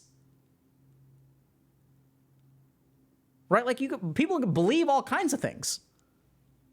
But it's just a belief. The nature of a belief is that it isn't true. The mind produces beliefs, not truths. Now, Micro J Mac is saying nothing is actually real. Disagree. There is absolutely something that is real. My point is that the mind is not real. If I think I can fly, does that mean I can fly? No. Of course not. If I think I am unlovable, does it mean I am unlovable? Hold on a second, because actually the answer is no, of course not. But we operate as if it is. So if you want to rip this problem out, root and stem, you want to get rid of your anxiety, you want to get rid of your feeling of being unloved, you want to get rid of all this stuff. You have to divorce yourself from your mind. You have to recognize that there is a gap between reality and your mind. And how do you do that? With experience. I don't mean like experiences and you have to practice. I mean, you do have to practice it, but what I mean is what is real is experience. Right? So I can actually fly. If I get on an airplane, I can be flying. If I get on a hang glider or whatever, I can fly. I can be in the ocean. I can be sitting here. I can breathe. I can eat something. I can sit with another human being. I can notice my pulse. What exists is what I experience, not what I think. And this is the other really confusing thing, is we have started to use thought as a substitute for experience. We think that these two things are the same thing. But no, they're not. They're like, they couldn't be further from the truth. Experience is that which is. Thinking is like just thinking. It's not what is. That's why it's a thought, because it's not a reality. Right? Does that like make sense on a very fundamental level? Like these things could not be further from the truth or further from each other. So this core concept is what Patanjali and Alan Watts, these people have been saying this for like thousands of years, is that we get our mind confused with reality. Oh, I think my partner is cheating on me. Does it mean that they're cheating on me? No. We even have in psychiatry delusional disorders. I once had a patient who believed that Andre the Giant was stalking them. Dude has been dead for a while. Your mind can produce all kinds of things. Doesn't mean it's true. So how do we ground ourselves in reality? How do we understand what is actually true? How do we be free of being unlovable, of feeling unlovable? It's subtle. Because it's not being unlovable, it's feeling unlovable. And if you think about the nature of emotions, they fluctuate, right? I've said this a couple times recently. I'll say it again. Everyone wants the perfect wedding. How long does the happiness from the perfect wedding last? Does it last for the rest of your life? No. In fact, quite the opposite. What I tend to see is that people who are more bent, like hell-bent on creating the perfect wedding, are the ones who are the least happy in their marriage. But we tie so much importance to it. I need my perfect day. This is going to be the one perfect day for the rest of my life. And it needs to be perfect, perfect, perfect, perfect, perfect. And in chasing after the perfect wedding, what you actually do is damage your relationships. You actually set yourself up for everything from divorce to like no longer being friends with people, disinviting people. All kinds of crap comes from that. And it's all produced here. What is a perfect wedding? What does that even mean? Perfect is a conception of the mind. And you're chasing over something that is not achievable. It is not reality. And no wonder it leads to problems.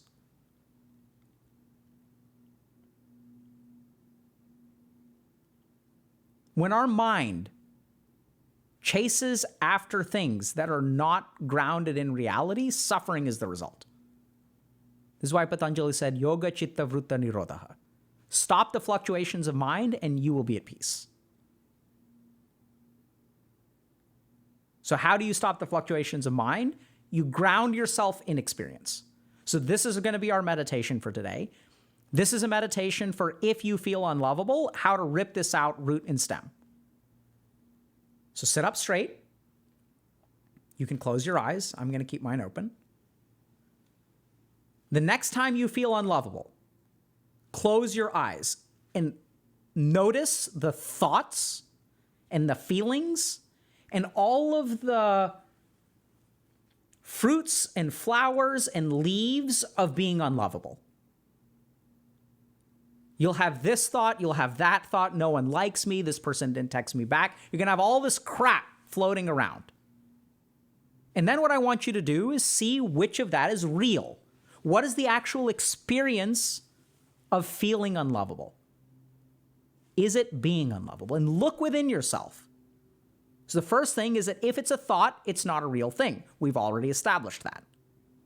It doesn't mean that thoughts don't have importance or don't have impact or don't have value. There's a reason we have thoughts, but they aren't real. Right? The letter A is not a real thing. It's a symbol that has heuristic value. There's no reason that we drive on the right side of the road as opposed to the left side of the road, or vice versa, depending on what country you're in. There's value to conventions because human beings can interact with each other.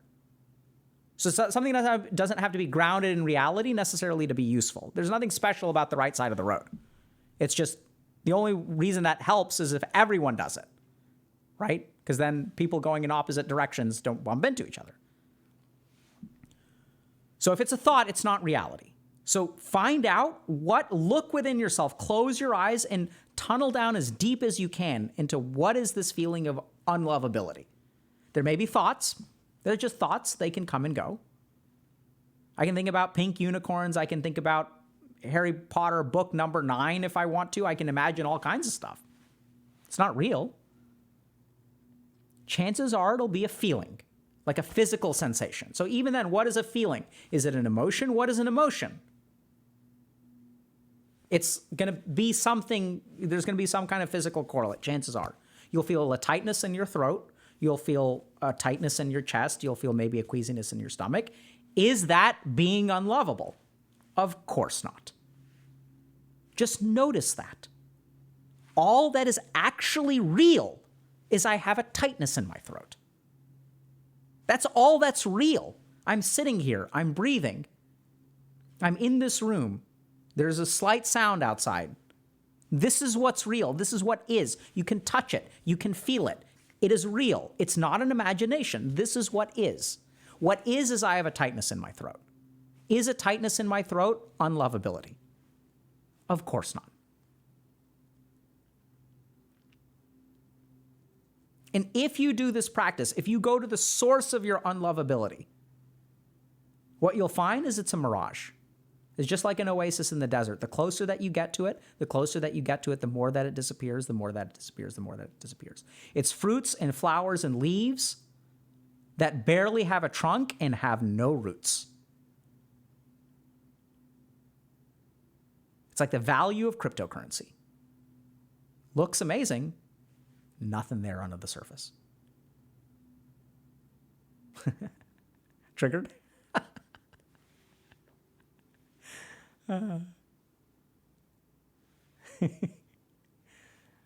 Yeah, so Owatsumi is saying, or any currency, really? Exactly, well said. So it's like fiat currency. There's no value. What is the value in a dollar? It's because we all think it has value. Right? It's kind of like what Tyrion Lannister says about power. The king only has power because everyone thinks he's got power. Right? And so many of our societal constructions are based off of things that are not real. They're constructions. And as you sit and you notice, and this is where, like, if you're feeling unlovable, I encourage you to sit and find the origin of it. And then what I'd say is go out and touch grass. Someone mowing lawn right now. It's perfect. Go out and smell grass. This is what's real. This is what is. The other thing that I'll give y'all is as you start to notice what is, you'll start to realize that the feeling of a tightness in your throat or your thought, this is in your body and this is in your mind. But what is the thing that sees both of those things? So as you notice the tightness in your throat, there will be a separation. The tightness of the throat becomes the object of observation. And you are observing it. When I get caught up in my own thoughts, I don't realize that they're just thoughts. They feel like reality. As I separate from them and as I observe my thoughts, what is the thing doing the observing? This is the thing that some people call the observing self. This is what some people call the soul. And then ask yourself this question: does the part of me that notices the pain, does the part of me that notices the pain feel the pain? Is it aware that there is pain within me, or does it itself hurt? This is something you have to practice day after day after day after day. Every time you feel unlovable, start with the first part of this and go as far as you can. And if you're lucky, you will discover what Patanjali discovered. You will discover what Alan Watts discovered. You will discover what even I discovered. And you will even discover what people in this community discovered. You will discover what all of the people who are religious meditators discovered, which is, holy crap, none of it's real. Why on earth am I freaking out about this stuff? And once you do that, you'll be able to bro nod. Right? So like even now, every time I bro nod, I feel a little bit weird. But it's like, lol, so what? I can even take that feel of anxiety and I can just like appreciate it. It's like, there it is again. And it's kind of weird, but it's even like things in life that you used to not enjoy, you can even start to enjoy. You can even appreciate, wow, I'm like so nervous. I haven't been nervous in a long time. Hello, my old friend. I hope I'm able to handle it. Otherwise, I'll start to stutter, and if it's a wreck, like if I screw up this speech, well, GG. Get wrecked, noob. That can even be funny. It's bizarre. And so this is what Patanjali discovered. This is what Alan Watts discovered. This is what I discovered at some point, what some of y'all discovered. And even every single one of you who's enjoyed watching a sad movie or listening to a sad song or reading a sad book, is that even the negative emotions that we try to retreat from so much in life can be enjoyable.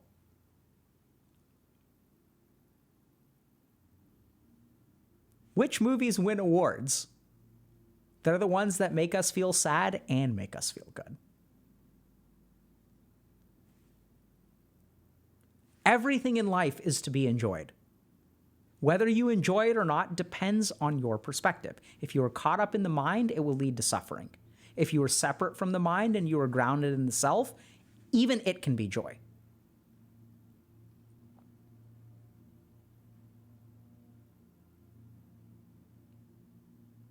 Common pain, even that. So Magikarp is asking, what about common pain? So if you talk to people who engage in self-harming behaviors, what does it do for them? It calms them. That's why they do it.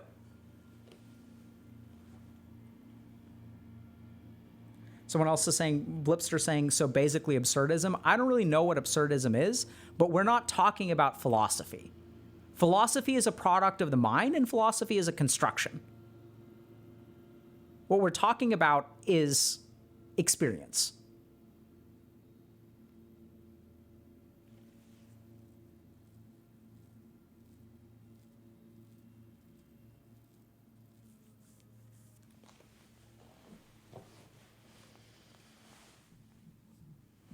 So Cutter Meluig is saying you're targeting the guy's conclusion, but what about the fact of systematically failing at having friends?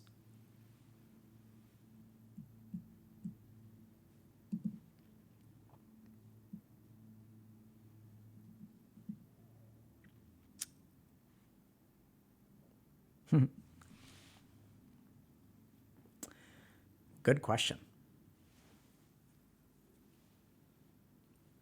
So, what does it mean to systematically fail to have friends? Those are constructions too. Systematic failure as opposed to, what's the difference in systematic failure and one-off failure? It's all constructions of the mind. Right? Like, think about it for a second. So if you say, in this moment, I am alone, that's a statement of truth. Even then, you could sort of push that a little bit, but let's just assume that that's true. But I think what this person feels is unlovable. And once you start to feel a particular way, it shapes your perceptions.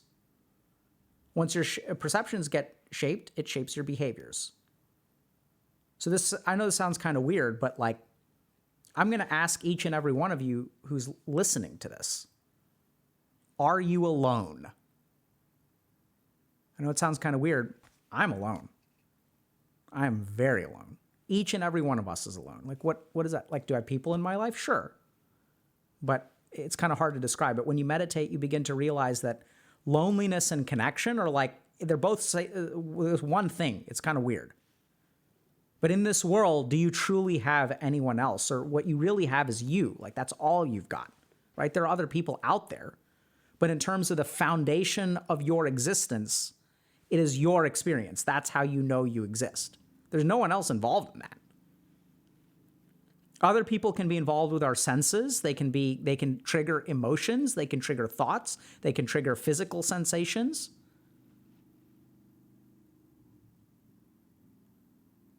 But the observing self is entirely alone. The thing is, that's nothing to worry about. There's comfort in that even. And even beyond the observing self that's completely alone, you'll realize there's a transcendent observing self that's completely connected, and then you'll never feel alone again. It's kind of weird. It really breaks down in terms of a logical understanding.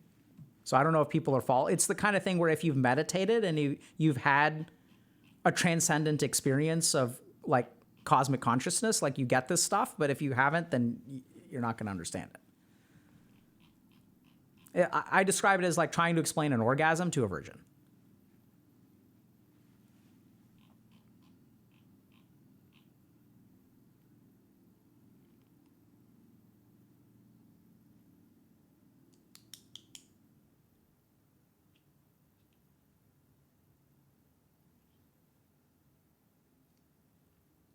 Okay, so speaking of like weird philosophy stuff, so there's the last thing I want to share with y'all today before we wrap up is, so we made an interesting post. I made a post about what do you think happens after death? So this is my post where I basically asked people like, what do y'all think happens after death? So one thing that I really like about this community is I know that there's a lot of help and support and things like that. But frankly, sometimes I think that the healthy gamer community can become itself a little bit of an echo chamber. So I think that like we're a place where people can come to learn about themselves and get help and support. And since we are such a welcoming community, I think there are refugees from other communities where they're like hard echo chambers, whereas like people in our community tend to be a little bit more constructive and a little bit more critical and a little bit more, like focused on learning and growing. And so sometimes what happens is we get a flood of refugees, and I think sometimes that flood of refugees can almost be like sort of bearing us down in terms of the negativity. And you'll see lots of different posts asking for help, asking for help, asking for help, asking for help. And then you can also create this kind of idea of like, like, oh my God, like this is becoming like all the other, mental health communities on the internet. So one of the things that I think has been lost actually is how awesome this community is in terms of their own critical thinking and exploration of issues. So I made this post about just asking people what happens after death, because this is something that, I may know something about, but it's not like what I know is any greater than what other people know. It may be, who knows? Sometimes I believe that, but sometimes it's just my experience. So I just wanted to share with y'all some of the responses. So this was really cool, right? So I've been clinically dead. Dying for me was like when you pull the plug out of the wall while an old TV was on. In what was probably a split second, consciousness narrowed to a small focus and then blackness. The narrowing, while realistically a split second, was what I can only describe as a data dump with seemingly every moment I had experienced in my life rushing me by. Much of it too fast to perceive, but then also moments I'd seem to grab onto and focus on. Time was compressed and elongated, and then there was nothing at all. The nothingness felt different. Really important. No thoughts, no sense of time passing, no noises from reality bleeding in, just nothing. Then there was suddenly the brightest whiteness surrounding me, and I was back hearing docs and nurses and then opened eyes. So there's a lot here that we'll maybe like kind of talk a little bit about. I guess we can talk about it now, but the first is that the nothingness has a feeling, right? Like that's really interesting. The second is that the nature of time changes. So we tend to think about time as moving linearly forward. There's some interesting, if you look at like early sort of like theories of time travel. So I'm not an expert in any of this stuff. So I don't, if you're a quantum physicist, then by all means weigh in. But so if you look at early theories of time travel, I remember reading I think these are almost like science fiction, actually. So not even based in, actually, I don't know if the science fiction was based on science. But if you kind of think about time as a dimension, we can move in different directions through other dimensions. So why can't we move different directions through time? We also know that our perception of time tends to be fluctuating, right? 8 hours can pass in the blink of an eye. 1 minute can stretch on forever. So time is also, for the human, appears to be linked to perception. That's different in terms of if you look at like geology and stuff, right? So like evolution and stuff, there's like, we have sort of a record of time, which seems to be like pretty fixed. But then human beings will have experiences of a bunch of time sandwiched into a small unit. So it's kind of weird, right? Like when we experience this, like what is that? Is that like a malfunction of the brain? There's a part of our brain that senses time. So is that kind of malfunctioning and that's what creates this experience? I do think it's really interesting because they say that the nothingness felt different. So nothingness has a quality to it. It's not just the absence of all things. So this is where I think this idea of a consciousness that is transcendent from body and mind probably comes from experiences like this. So when you experience consciousness without any kind of sensory input or with a complete absence of bodily sensations and mental function, that's when you begin to realize that there is something that is beyond body and mind. And then you kind of come back. Let's see what other people say.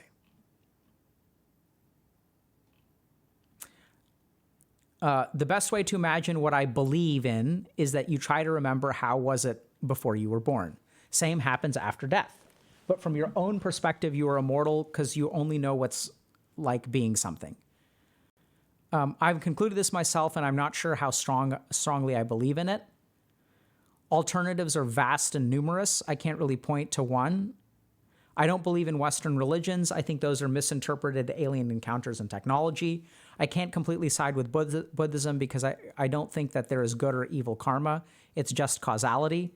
So, by the way, this is exactly what Buddhism says. Buddhism says it's just causality. There's no such thing as good and evil. I don't think you are reincarnated infinitely many times until you break the cycle. I think we should search scientifically nature of consciousness and how does it work, and that's great. I like the idea of a soul, ability to inhabit a body or system. What role does consciousness play in my acting in the world? So even Erwin Schrödinger said that the number of minds in the universe is one, a singularity. Ego is a projection. There is only one ultimate consciousness field. This is why there is non-local mind abilities, at least I believe in it, like remote viewing, future telling, etc. Interesting, right? When you try to trace where your mind ends and where environment begins in physics, we have a lot of problems.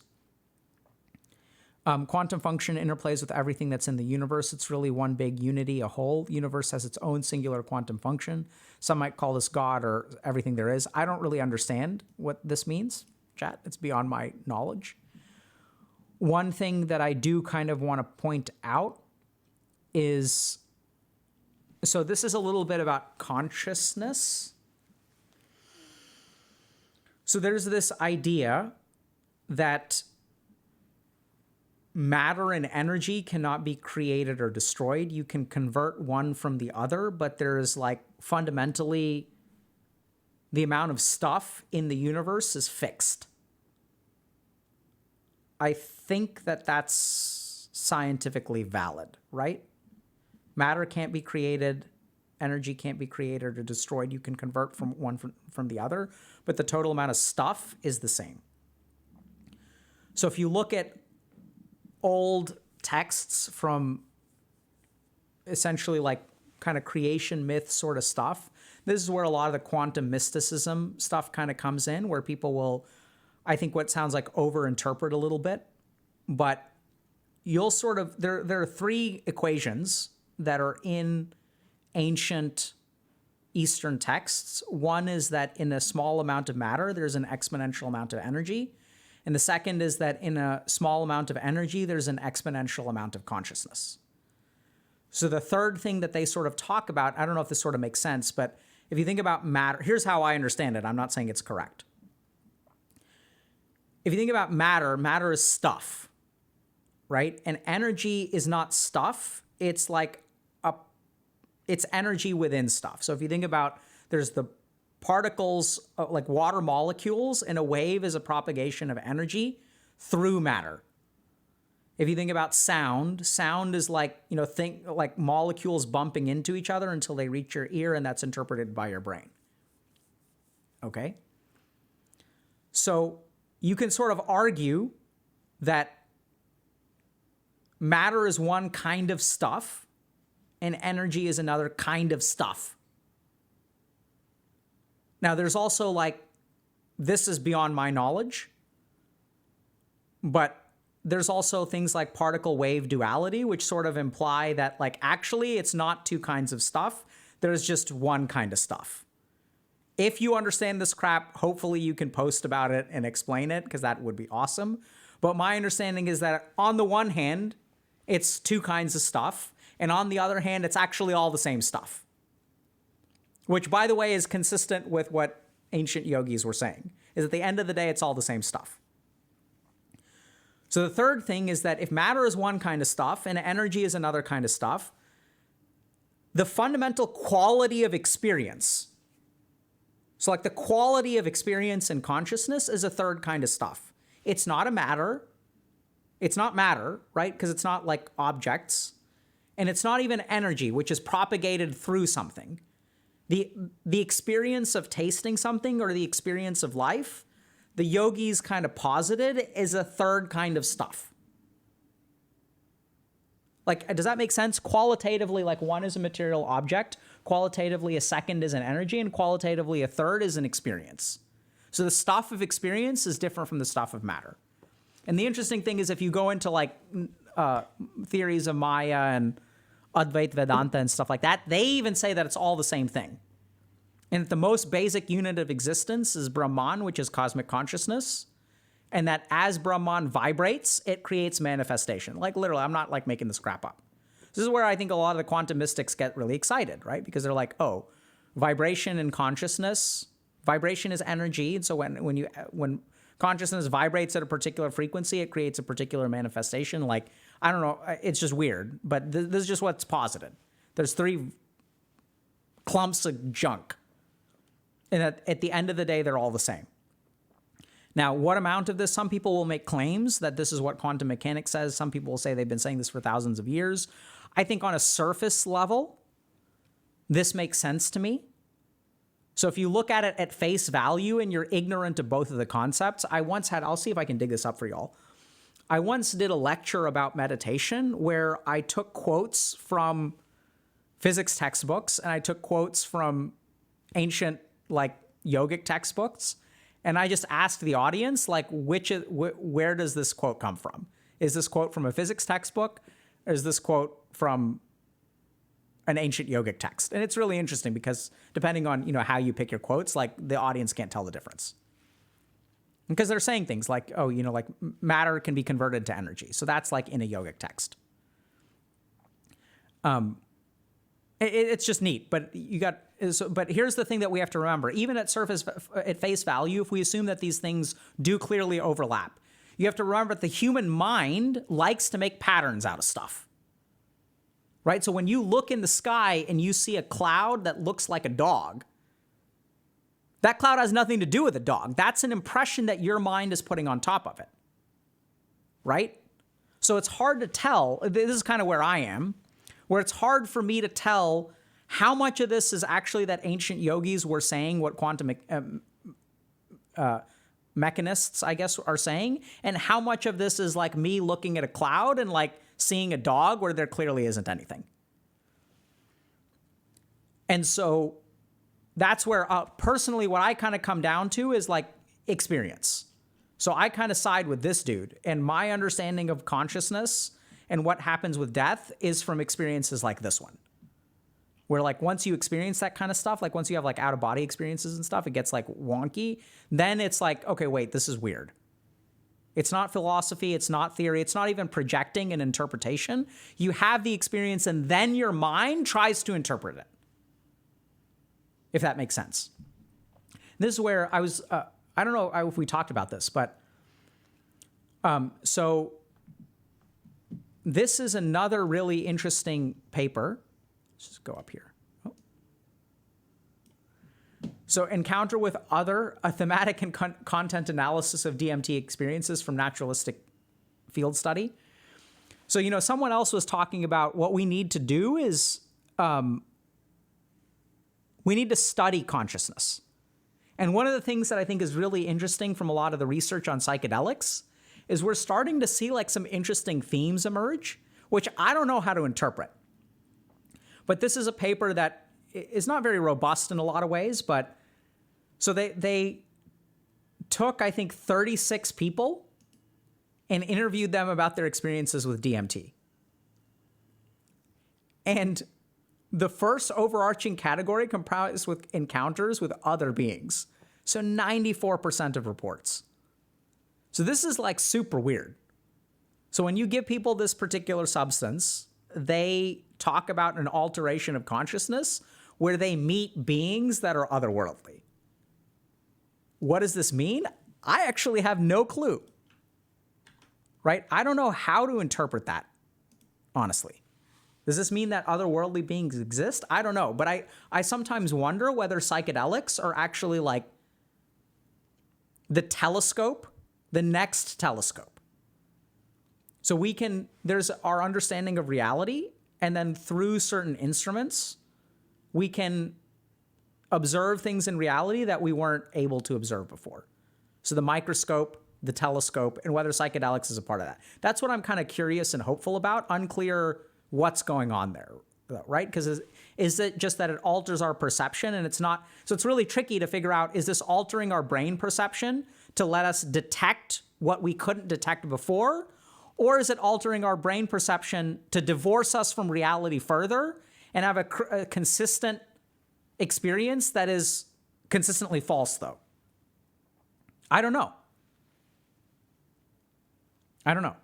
So I personally think that this is getting us closer to reality because we sort of have this through experiences with meditation and stuff but, you know, we don't know. So I think it's exciting. So I can't possibly know, but I might as well stick with just what I'm able to see and live as if my current life is all I'll ever have instead of relying on my imagination. The problem with imagination is there's an infinite number of possibilities. What I find arrogant and dishonest about religions is that they claim to know exactly which one. Heaven is a platform made of clouds with golden gates and a bearded guy at the entrance welcoming all good people. Hell is a pit filled with lava, and every 10 seconds, Satan pokes the nutsack of evil people with a pitchfork. You reincarnate into another living creature based on your karma for eternity until you reach enlightenment. But that's just what's written in religious texts. You can imagine way more possibilities. And every single one of them is just as valid because it's all based on imagination. You could have hell, but for good people instead, or reincarnation, but only as a cockroach. You could turn into a ghost. You could have extra lives like in Mario. You could have your consciousness permanently frozen in a final split second of your life. You could have unlimited super orgasms or infinitely explosive diarrhea until the end of time. By the way, this is also why Pascal's wager is a bunch of BS. You can't possibly choose one over the others. All of them have the same amount of proof to support them, exactly zero. This is a really interesting perspective as well. So there are a couple things that I personally kind of disagree with. I'm not saying the person is wrong, right? So part of this discussion is not about being right or wrong, but what you believe, what confidence you believe, and what you base those beliefs on. So I love this statement, but what I might as well stick with is just what I'm able to see and live instead of relying with my imagination. Completely agree. The interesting thing is that there is an assumption that other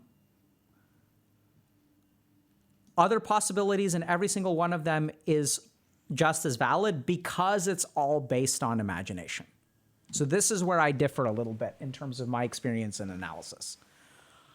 I don't think that a lot of the religious beliefs were born out of imagination. I believe they were born out of experience. And experience and imagination are two different things. So I think what tends to happen in religion is that you'll have some kind of weird transcendent experience, like what this person has up here, which is hard to describe. So how do you describe nothingness that feels different? Isn't nothingness the absence of feeling? And so over time, what happens is we have these weird transcendent experiences, and we try to translate these into words. These words get written down. Where was this? Oh, yeah. Hold on. Oh, did we miss that? Okay, yeah. These words get written down in religious texts. Religious texts get interpreted, sometimes changed, altered, whatever. And then we start to develop like religions. But the interesting thing is that like, if you look at a religion, there tends to be like one formative figure that seems special in some way, right? So you'll have someone like Buddha who supposedly attained enlightenment. But half of the stuff, or not half, most of the stuff that Buddhism teaches, if you look at like Buddha's doctrine, did not come from Buddha. It came from all kinds of other people afterward. If you look at like, and people may disagree with this statement, but, and apologies if I offend people, but my understanding is that even like what is in the Bible is not necessarily the teachings of Jesus, right? They're like interpretations of the teaching of Jesus. Now, some people believe that that is actually the word of God and whatnot, so that's fine. You can believe that. But my point is that they're the people who had the experiences. There's what Jesus knew, what Buddha knew, and then there is all of the attempts at capturing, translating, expounding, and explaining what those people knew. Does that make sense? And I think that's where a lot of the religion comes in.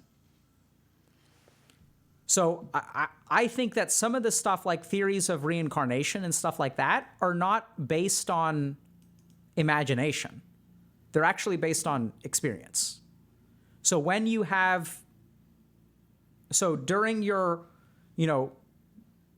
brief period of death, when you have all of your life flash before your eyes, but you also have all of these other lives pass before your eyes, and you come back to the world, how do you make sense of that? How do you understand that? And then what happened is you had yogis who cultivated these experiences. So it's not a one-off. This person at the top of our, the most upvoted comment, that person had a one-off where they didn't understand like what the hell was going on. It was induced. But what happens when you start to explore that? What happens when you start to engage in practices that cultivate those kinds of experiences time and time and time again? So sometimes we'll have people who have near-death experiences who get dropped into the ocean and then plucked right back out. But your experience of the ocean, it's the same ocean, but if you learn how to scuba dive, your understanding of the ocean is going to be drastically different. So my sense is that the people who tend to start religions tend to have, my guess, actually, is that a lot of this has to do with like their personal experiences, which were quite profound. But this is a completely valid view as well.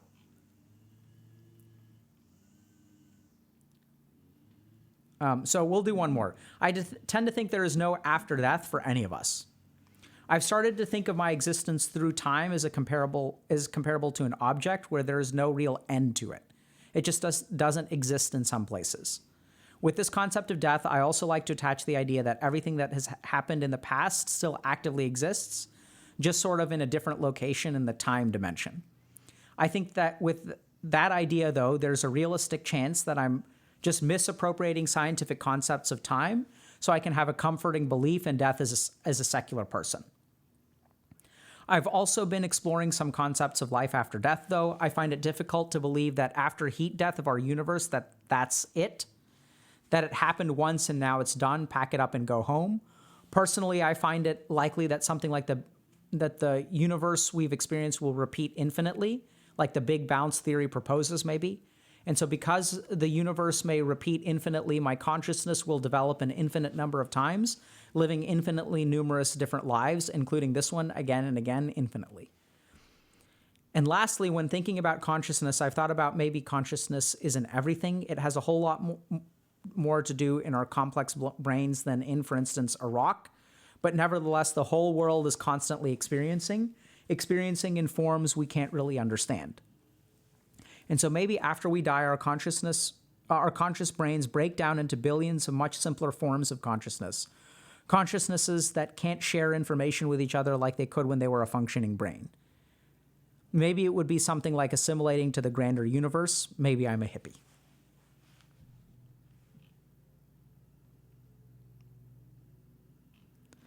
I have a question for you. I've been thinking about consciousness as a gradual scale. It's not binary and there are multiple scales to it. What do you think is the basis of consciousness? Yeah, that's pretty interesting, right? So there's a lot of great discussion. So I've read a lot of these. I encourage y'all to check this out.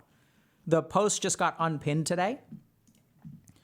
But I really love hearing from perspectives in the community because this is where we have a group of people here that have beliefs, but I think what's really awesome is that a lot of people think very critically about their beliefs, and they're also very educated. So it's really informative. I personally would love to see more of like these kinds of discussions. So we may post a little bit about. We're going to try to do this maybe like once a week, where we'll have like a discussion topic. Because I also wonder a little bit about venting has its place, but venting is only going to get you so far. And if everyone is just venting all the time, I think it actually creates a negative impact. So, yeah. So I think this community has more to offer than venting and support. I'm not saying that we shouldn't continue to vent and support. Those are the problems that we face. That's how we tackle those problems. But I'd love to see more. So that's it for today. Who do y'all want to raid?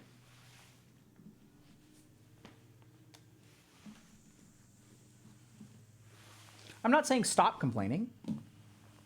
That's black and white. I'm saying do more than complain. Huge difference.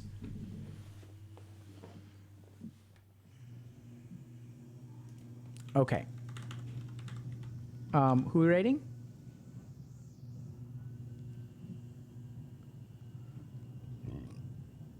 Shimona 1. Oh, we can rate. Is Iron Mouse streaming?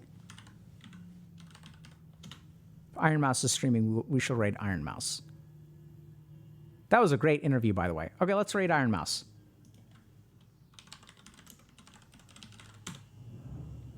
Oh, no. Wait, I can't rate... What? My Streamlabs is logged out? Okay, this is weird. Let me ask. Mods, can we rate Iron Mouse? Can one of y'all rate Iron Mouse? I can't do it from... I seem to have gotten logged out. Mod check.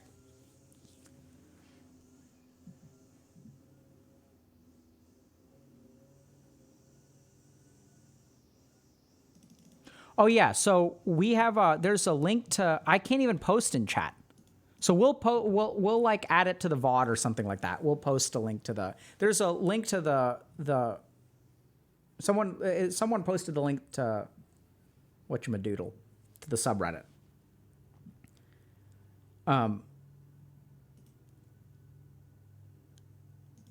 Okay, looks like. Oh wait, hold on.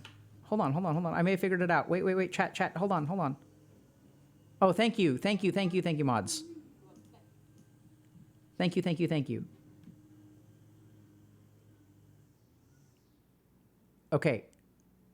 Do I, Do I end stream? Has it happened? Did the raid go live? Can we raid?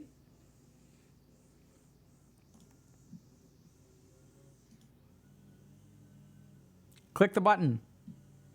Mod champ. Ticker is ticking. Hold. Oh no. Chat. It's 3, 2, 1. Did it end? Okay, there we go.